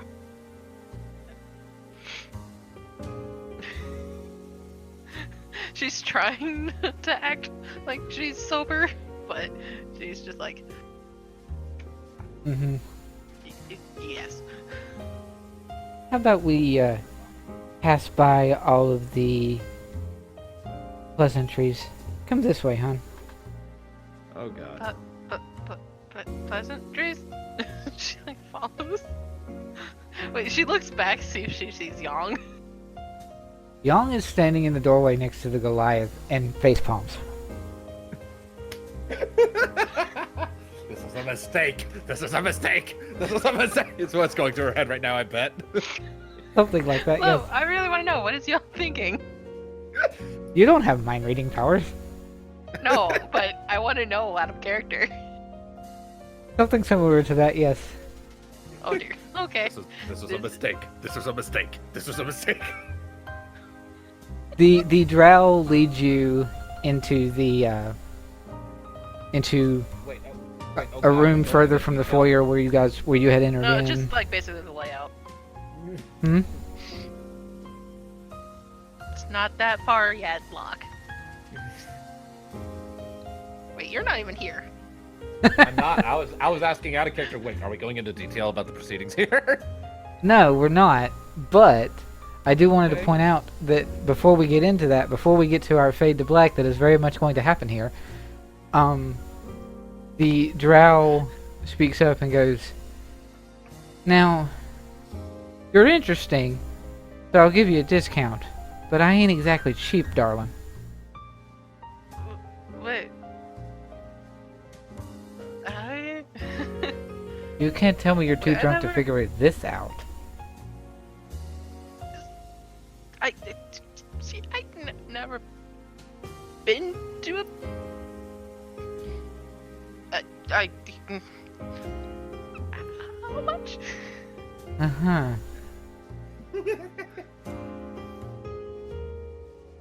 Well, let's do it this way. How much money are you willing to spend on someone like me in my time? She is drunk, so she's like, she sits there and just like looks at her like inside her current coin purse, and like, and she's like, so wait, I have to give you money to Go on an adventure? go on an adventure? She is so tense. And so when she's looking at her coin purse and she realizes she only has 12 gold in there. She has She's gems, though. She'll get there eventually. And Okay. she's just like, she like looks at the coin, and like looks at the drow, looks at the coin again, and be like, slowly puts the coin purse bag and starts shuffling through, and grabs another bag, and opens it. To She reveal tilts her head. gems. She tilts her head at you and sort of just smiles. It's a bag of gems that are worth 1,000 gold, by the way, Torrid. I think I'm going to enjoy my time with you. Come on, darling. And then we fade to black. Okay. Okay. Yeah, no, Riven's like definitely like tripping herself over this, like not realizing what's going on until much later. Shall I'm we say, assuming Riven probably falls asleep there. yeah, Riven's not going to sleep in a room at the end. At all. Nope. So now we cut over to Oak and Locke. Yep. Yeah, I just went to my room to bathe myself and then go to sleep. Yeah, so Oak's thing happens off screen because neither one of you are there. Yep. So, Yay! the following morning comes. Locke, you find yourself waking up in much better shape than you've ever been. You feel clean. Like, what is clean? How are you clean? What is this? The bed is very elegant, and you remember, oh yeah, you spent a lot of money to be in a very eloquent inn, and your friends are nearby. Riven, usually awake in the mornings, probably ventured down into the tavern somewhere. And you have a peaceful morning to do with as you wish. All right, first thing I'm going to do is I am going to acquire someone because Young told us never to go somewhere alone, so I'm going to find the first other member of the party I can and conscript them. The easiest way you can do that is when you get up and you leave, you check the doors. Are you know the rooms for your party members are next to where you were sleeping. Are you going to check those rooms, or are you going to just go downstairs? Might as well check those rooms. You knock on Riven's door, there's no answer. You knock on Oak's door, there's a bit of shuffling, and he's, sort of wakes up and, oh, morning, Locke. You sleep okay? Hey, I slept. Bark, bark, bark, bark, bark. Of course, there's a fucking dog. Yes, there's the barking of Hollis. He's been barking up a storm.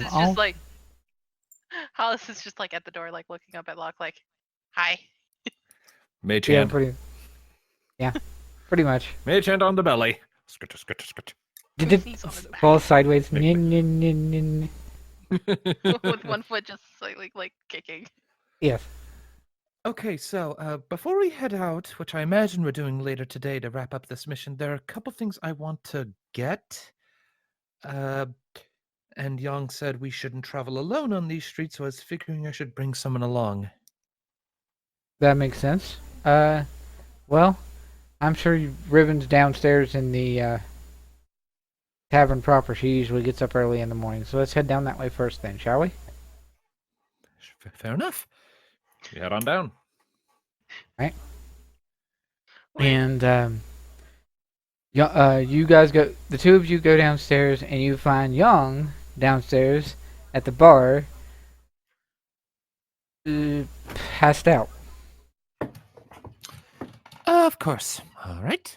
Well, that's asking her for one. directions. Where's Wasn't Riven with her though?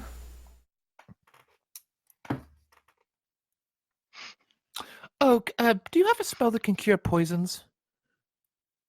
Yes, I have lesser restoration. Does that work on being drunk? Because alcohol is technically a poison. Yes. I did that before on Riven when she drank water. Remember?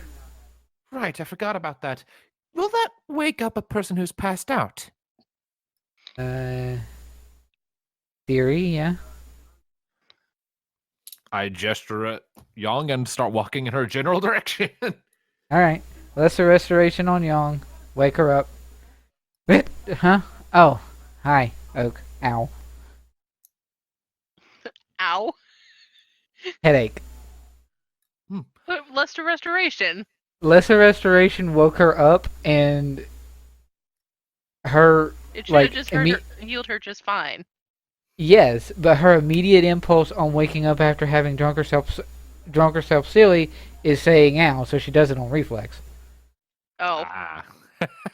Okay. And then she realizes that it's not there, and she goes, "Damn it, What? Oak! Where's Okay, so- Riven? She was with you, right? You told Yeah, us not to wander off before, so." And Young's like, "Great." Okay. What happened? I took Riven somewhere else. I took Riven somewhere else, and obviously she stayed there rather than stayed here. Where? Come on. And she leads you guys out of the tavern and up towards the idle tomcat, which is currently looks very drab and dark and simple because it's morning. And What kind of gives it meanwhile, a scrutinizing look? Riven. Oh boy. She's like, I guess, sprawled out. Somewhere. I'm guessing in a bed Oh yeah, you have a bed. and she's like still asleep. And you probably have some semblance of a hangover, though not anywhere as bad as the water was before. Yeah. She's And just you like, also have a drow next to you. okay. And she's like looks and stuff, blinks a couple of times, and then like, of course she like stretches, and then she stops and looks around. Oh.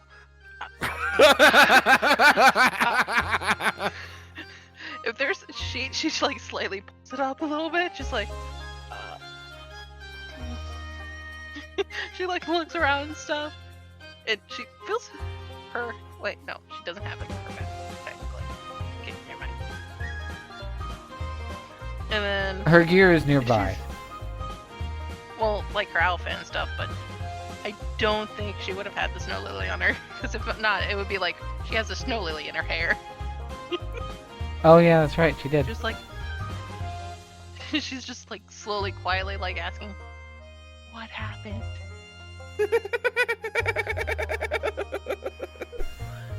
She tries to slowly get up and get her things. Roll for me stealth. Oh no. Advantage or disadvantage? I mean, normal or disadvantage? We'll go normal. You're a little bit more aware of yourself now. 20. Hold on. Because the drow was like right next to her, and I don't doubt she has a hangover. Okay. Okay. So you get up Yeah. without issue. She's And still she gets sleeping her- next. She's still sleeping in the bed. Riven's just like, You go gathering your things. You find your gem coin purse on her side of the bed, on like a little bedside table. She goes through, and she's just like, those are my coins. Okay.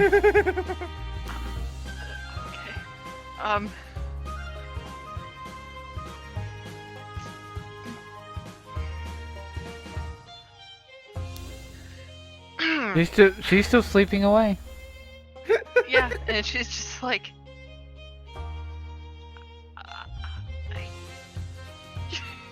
she's Like, just click, her light bulb hands are just like went on. up, like, what am I doing to? What the fuck am I doing? I don't understand. She's so confused. Is this the part where you wake up the nice lady whose services you paid for?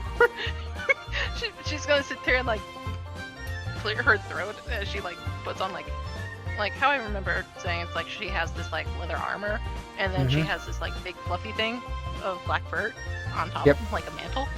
Yep. And she's like adjusting that, like that's the final piece to put on. And she clears her voice. Morning, sunshine. Morning. So sheepish. This is hilarious. You could happen to tell me where I'm at, could you? The idle tomcat, dear. Thank you. I'm guessing those are what yours now over there, kind of pointing at the bag of gems. I'm not going Are to those take yours full. now? I'm not a thief. I'm going to take full advantage. Though, in theory, you did say that you were going to give most of those to me, but you were drunk. So. I mean, what is this? How did I end up here? You were led here by a friend of yours, I do believe. White hair, dwarf, kind of snarky. Okay. I'm really sure you're really nice. You're very pretty. You really are. That's what they tell me. She gets up, and she's absolutely not modest. But anyway. Oh, I mean, you know Riven is like pale in color, but you can see color in her cheeks. Like, Snow to rose. yes. And she's like, okay, well, I can only assume that you've earned all those. You can keep all of them. Can you point me in the right direction of the sparkling wishes in? And she's just like, she wants to look away, but she can't. She's just like, oh, Like, okay. oh, it's And like she's- I want to have manners, but she's too sexy. Yeah, and she's like, it's blushing and stuff, and she's like, in her head, she's like, don't, just look her in the eye, look her in the eye, look her in the eye. Uh-huh. Like the wheel is spinning, but the hamster is dead as long as the drow tits are out. Either way, Where's the direction to get back to that end? once you get to the road, head south. I seem to recall you're a more you're a well-traveled sort. I'm sure you could find south when you get out there. Oh yes, certainly. Right. Again, very, lovely. What's your name? Yeah. She just chuckles and takes your gem purse, and she takes out a handful of gems, or a couple of gems, probably easily about 25 to 30 golds worth of your, what was it, 1,000? It was 1,000 gold bag of gold.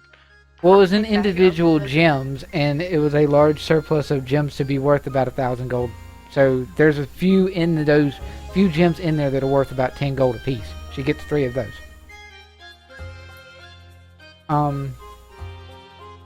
She's just like, Riven just looks, make out a few more. A tip for helping me get back to where I need to go. And let's just say that I won't tell anybody about the nice surplus of gems you got hiding in here, okay? Be careful. I People mean, might think you're a little rich. You'd have to be to have a night with me. Go on, darling. well, she did take the tip out, right? Along with Yeah. the 30. Yep. Okay, so what was the tip? So I can do math. She gets one Yours more is gem. And gives you a smile. Okay, so that's 40. 40. All right. That And only took name? 2 minutes more than it should. Name? Sorry. Next time you come by, ask for Umray. Umray? Strikes me that for some reason the city is basically Vegas, Very. Yeah. but it has a monastery of Tyr at the center of it. I guess it's the only reason the city is still around. Those people police it pretty hard. Oh yeah. It's heavily policed, like a lot. But a lot of the guards like to have their fun, so some places like this, they stick around. Okay, well then. As Fair enough. like, she's like looking and it's just like, okay, well, thank you so much for time. And she slowly creeps towards the door and be like, I really hope I wasn't a disappointment when I was drunk. You're very nice and she just like hurries out. Yep, just like gone.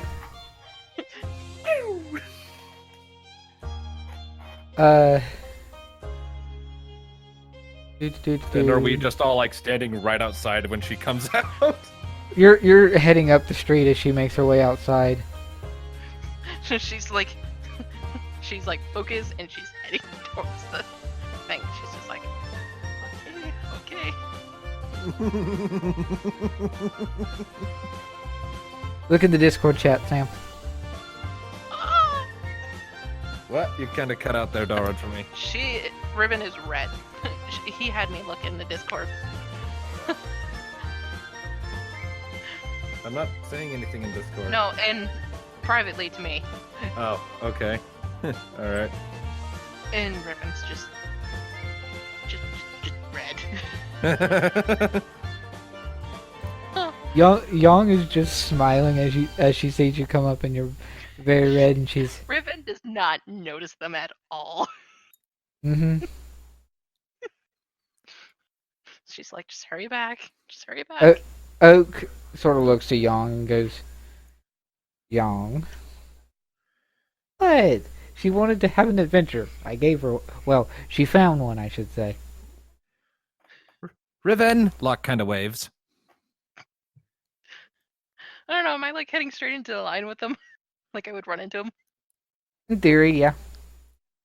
Oh, she like looks up. Like, oh, there you guys are. Are you Why are sunburned? you here? No. Are you alright? Okay, I have a headache. That's a restoration again. Boom, Thank bam. you. Are we leaving? I had some shopping to do, but first, again, are you alright? I'm fine. Are you sure? You seem kind of scatterbrained. Locke, I'm fine. I will take your More word of a for it. stern look. Okay. I turned to Young. What did you do to her? I did nothing. Riven like looks at her like, you let me just basically just like, if she could like think it to her, she's like, you let me go into that place by myself. kind of looking okay. Anyways, It's just like, really? worst wingmen ever. Yeah, so after a moment, Locke's gonna break the awkward silence that no doubt sprang up. So, I need to buy something before we go. Young, do you happen to know of any specific shops that deal with magical crap? We've got quite a few of those. What are you looking for in particular? I sort of pat my component pouch, which is like bulging with all the shit I've got, and say, I am running out of space for components. I'm thinking it might be a good idea for me to pick up something I can use in their place. A focus, if you will. I remember reading something about that. Okay. I mean, it's getting annoying having to roll a piece of gum between my fingers every time I want to stop being visible. Right. Okay. Fair enough. Can I go get my things then? Yeah, sure, I suppose. Okay. You do that. She like again hurries off to the inn. And Hollis like bounds out of Oak's arms to go to Riven. Okay. Owen like looks. Oh, Hollis picks up and like hugs, just like not letting go and walking. Alrighty. That was fantastic. After a minute, she like comes back and be like, "Okay, shall we?" Sure. All right. Young, lead the way to whichever place you think would be best for this venture. Do we grab the other dwarves? The dwarves are still in the sparkling witch's inn. We'll come back for them after. Let's come back for them after right. I finished my errand. We don't want them annoying us. The prospector specifically. Right. Okay. All right. Do they have a bank here? We do have a bank. Okay, then we'll need to stop there too. Okay. To at least cash in some of our gems. Alrighty then. Youngerland leads you to the business end of town, and you do find yourself a magic shop eventually. Name's not really important at this point. Young leads you inside, and the shopkeep is a young high elf female. And she's sort of turns to look at the four of you as you enter. What can I do for you today? Locke is going to refrain from saying anything, kind of has a suddenly visibly uncomfortable look on his face, and is instead just going to immediately start looking for a crystal that could be used as an arcane focus and a ribbon. You find those pretty effectively? All right. And make the immediate effort to just buy them with as little hassle as possible. It's actually fairly easy for you to do. Okay. Like he's refraining from saying anything unless he has to. Just like, I'd like to buy these. How much is an arcane focus usually? Well, the crystal in this case would be 10 gold, and I leave it to your discretion what a ribbon would cost, because I don't think that would really. Yeah. So the ribbon's sort of non-sequential because it's going to be cheap. But then 10 gold for your crystal. All right, so I'm down to 8 gold, but now I have an arcane focus. Nice. Yep. Don't you have to like meditate on those for a while before they can actually work as a focus for you? I don't know. I'll have to look that up. I'm just getting one for the time being. Okay. And what I do with it then is I will then once they're purchased, I'll quickly sort of shuffle my way out of the shop just to avoid being around any longer. Looking visibly relieved once I'm out. And then immediately set about using that ribbon to tie the crystal to the handle of my sickle. Nice. So it's kind of like dangling off the pommel, almost like a keychain. Right. Is kind of what I'm going for here. Does Riven stay in the shop? Yes. The elf looks to you and goes, "Is he okay?"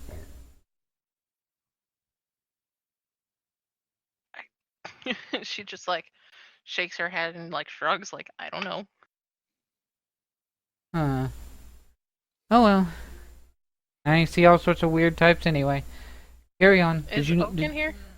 Yeah, Oak's with you. Okay. Oak's actually Real quick, out of question. Where did you find the focus again? I found the prices in the adventuring gear section. There's like crystal, or broad staff, and wand, and they each have different prices. I went with crystal. Okay. Just because, it seems like it would work the best. Okay. And I like crystals. I'm a Final Fantasy fan. Crystals are kind of my thing. Yeah.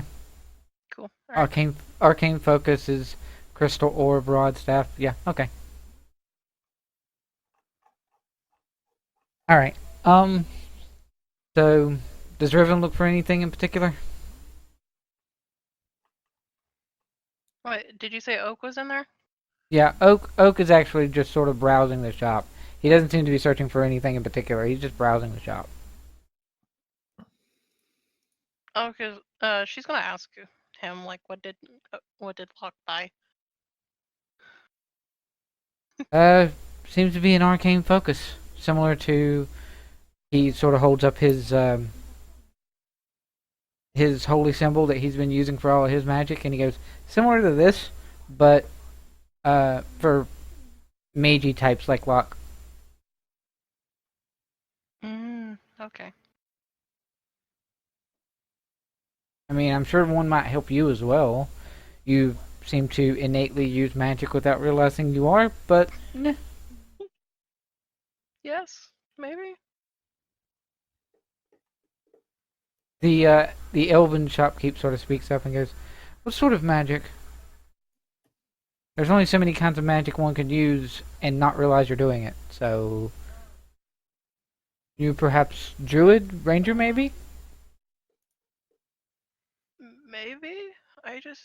I'm most. Well, I'm a ranger. Hey. Hmm. Do you have perhaps a favorite or favored weapon of sorts? She like slightly turns her hip to like show like axe just hanging there. Ah. The elven shopkeep goes over to one of her like arcane focus boards, specifically the orbs. You could always affix one of these to the pommel of your blade. Could I, if I got a new one, would I be able to transfer it over? Perhaps you need to use a blacksmith, or you could do what your friend did and affix it with a ribbon. A bit tacky for my taste, but either way. um.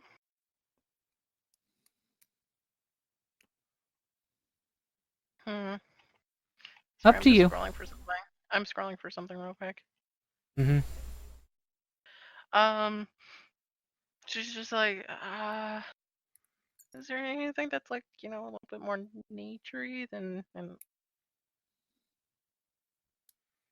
Well, I mean, you could always use a wooden staff. I like my axes. Or perhaps a holy symbol would be more your fare. Like this, and she like holds up her her necklace. Well, you don't need me for anything, do you? I don't. You could always focus your magic through that. Oh, okay. Well, thanks. And she's like, and she like looks to Oak like, okay, are we done here? Oak chuckles and goes, I'll help you with that, come on.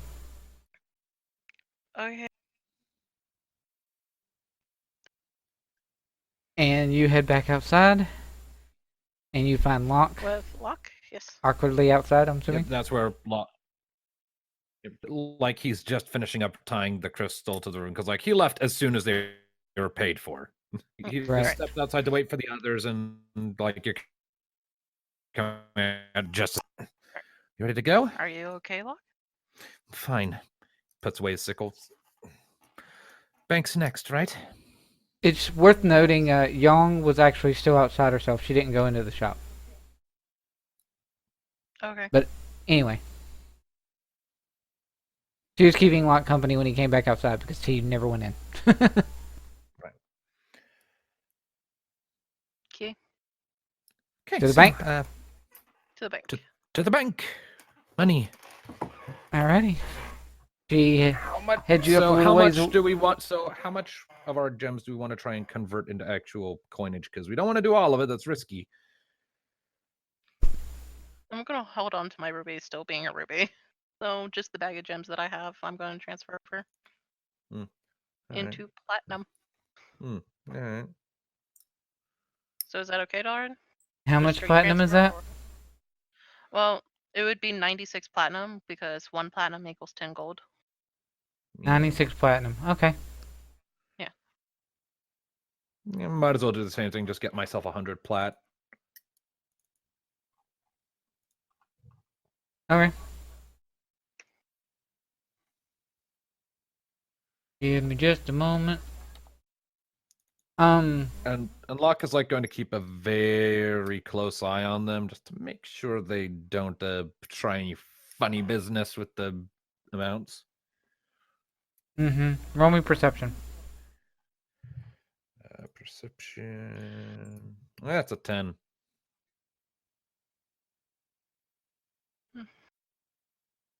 Just a So moment. how many platinum do I actually get? Riven, you get your full amount. Okay. Oh, cool.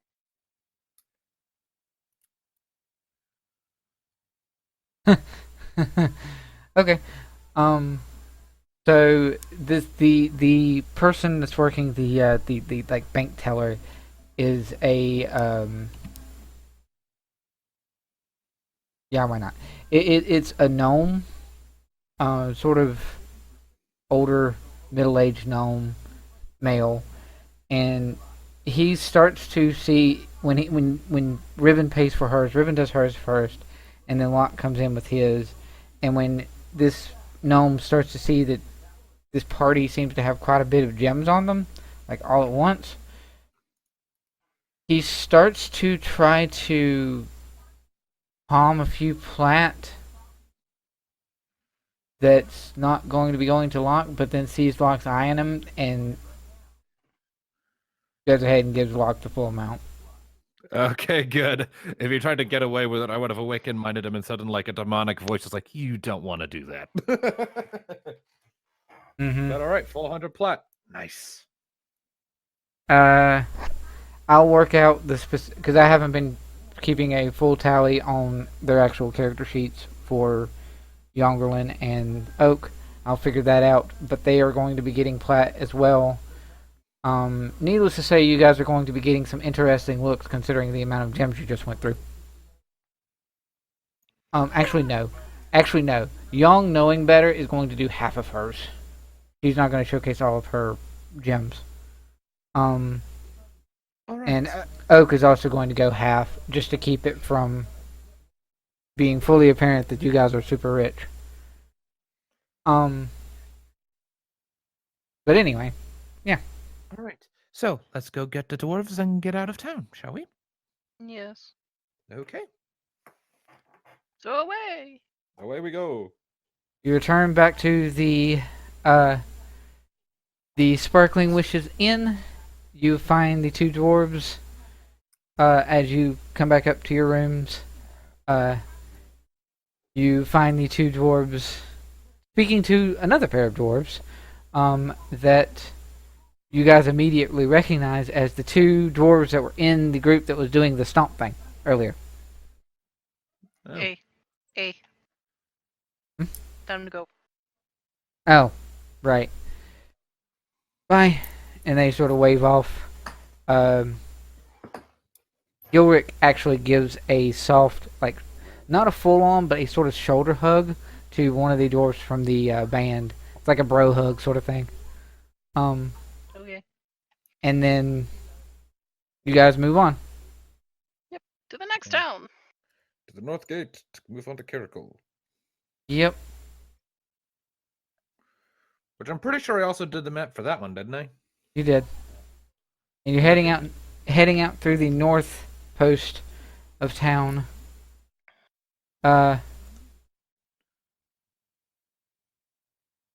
Make for me a perception check as you're leaving town.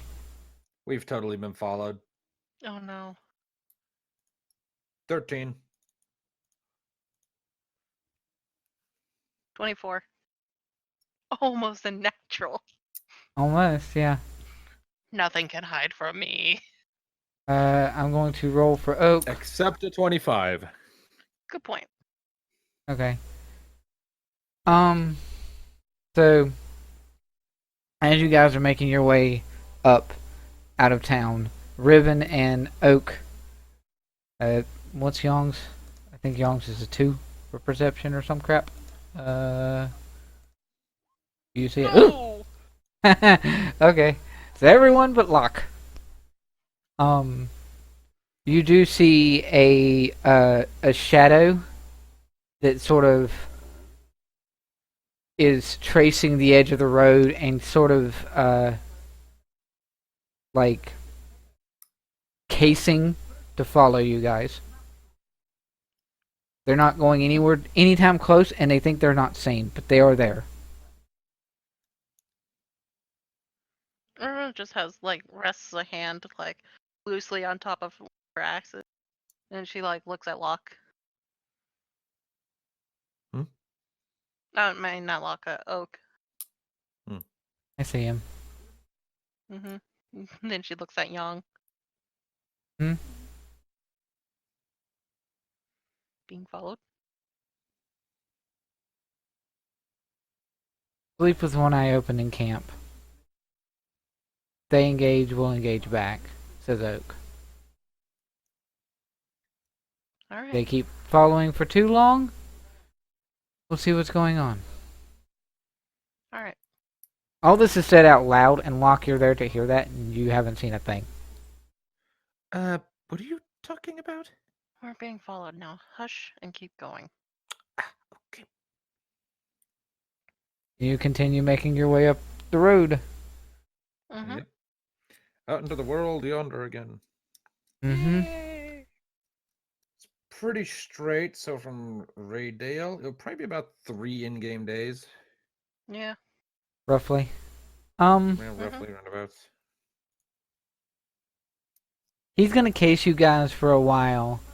He was, shall we say, ordered to not directly engage unless he saw something specific.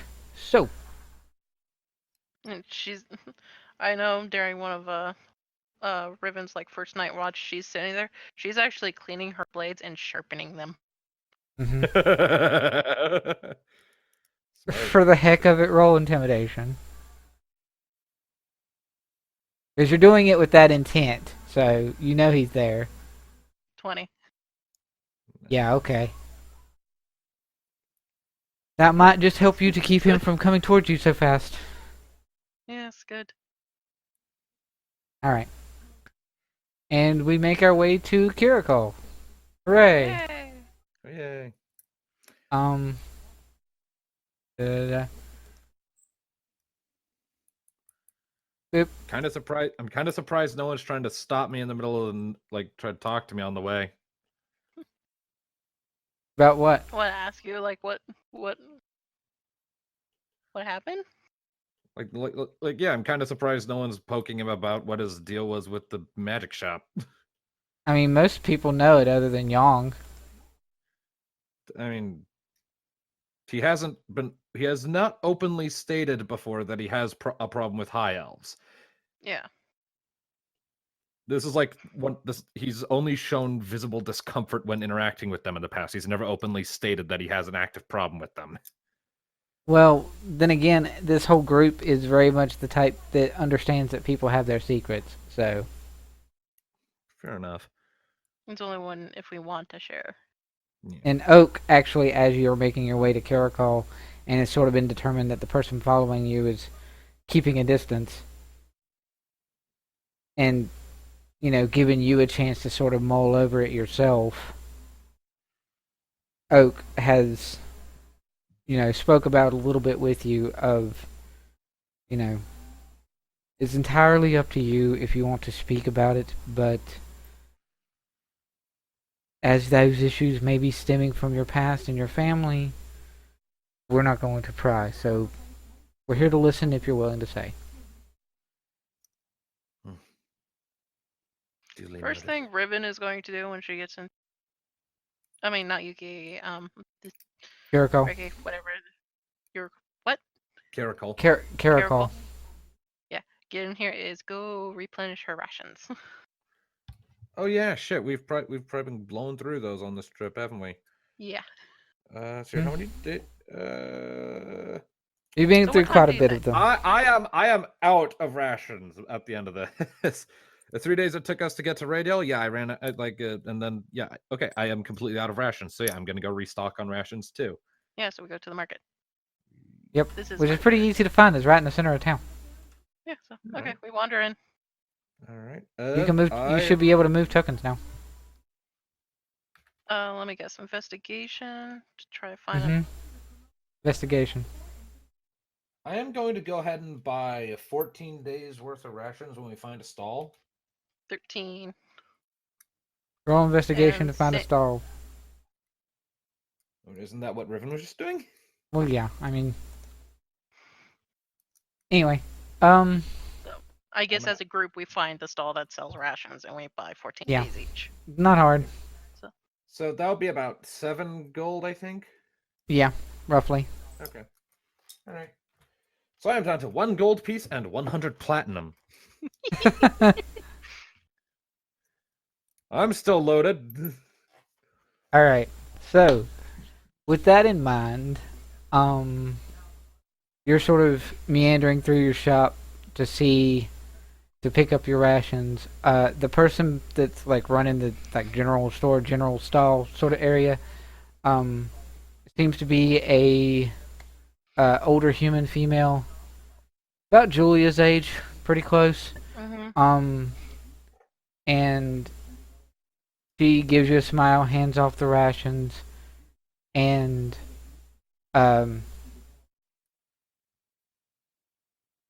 she thanks you for shopping with her, and as you turn to leave, a very quick, very short, cloaked figure just sort of sweeps past and goes to the shop next to where she is. Riven looks and feels for her purse. He goes next to the stall that's next to her, which sells fruit more so than rations. And Locke is gonna mirror what Riven just did and check his coin purse. Riven's checking current purse. Do we still have it? Mm-hmm. You still seem to have your gold pretty well. Okay, Gold in your plat. Riven's like looking at this being. What is cloaked figure. Cloaked. You can't really see much of their features. And then Riven shrugs. and then the cloaked figure, in a very gruff voice that doesn't seem to quite match the stature of the person, is pointing to the individual fruit, and is basically apple, or rather apple, grape, mango. And then the clerk behind the thing is just, I know. Here. And the cloaked figure nods, and swapping scales of voice to a much higher voice, seemingly one that Riven seems to know. Thank you for your help. How do I And know? Because it sounds like Cal's voice. So we go from a very colorful Riven in the other town. She goes back to normal color. She looks like she's much, much paler. now. Does Locke notice this? And she's staring at notice the her. figure. You notice Riven getting much paler, and you hear the change of voice from the same figure. But other than that, Riven, you all right? No. She's staring at this. well, you can do perception. Yes. Locke can do 7. perception. No, she doesn't know what it is. Roll perception, Locke. Oh, Hold on. Yeah, no. Riven is going like there. Oak and his fucking +9. Yes, thank you. Oak tilts his head towards this figure and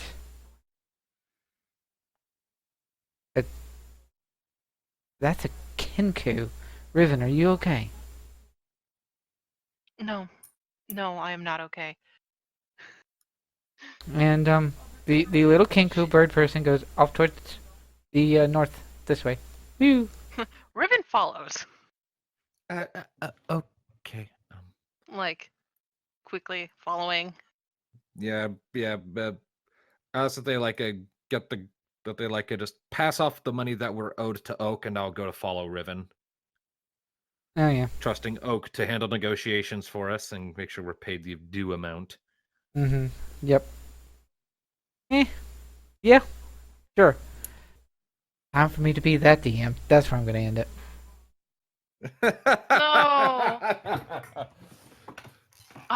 The wonderful power of cliffhangers. It is a power I have abused in my own campaigns many times.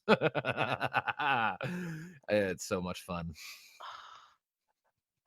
Hey, if you hadn't had so many fun times with the Unray, maybe you would be talking to her right now. I mean, You fucked. yeah. Quite literally. You fucked, and now we're fucked. Maybe. Admittedly, that had nothing to do with what Riven did. Oh no. So yeah. So a good chance Riven's. We're getting in trouble because Riven's upset with this person that lives here. Don't kill the best type of bird in Dungeons and Dragons. Oh no, I'm not gonna kill him. I just want someone to like say the same line for him to replace it with that. Well, we'll have to deal with that next time, I guess. Dude, Yay, 2 weeks. 2 weeks. you'll be alright, Sam. Finally put on display some of Locke's racism towards high elves. Mm-hmm. Although, let's be clear, I do actually think he does actually kind of have a valid reason for feeling the way he does, even if it's misguided. Oh, he does. I mean, admittedly, lots, not all, mind you, by any stretch, but there is a lot of racism that's just simply misguided. Yeah. So, not all of it, That's pretty much the default setting for racism. Yeah. But anyway, this has been Shadows of Gradiriel. Join us next week, Sam. Go. What are we getting into following? You cut out. You did. I did? Try that again. No! No, I do not want to be cut out. Too bad. The scissors go snip snip. They go Anyway, snip snip. if They go just, like- snip snip on your nip nips. There we go. Are we going to get snip snip by the Keku? Who knows?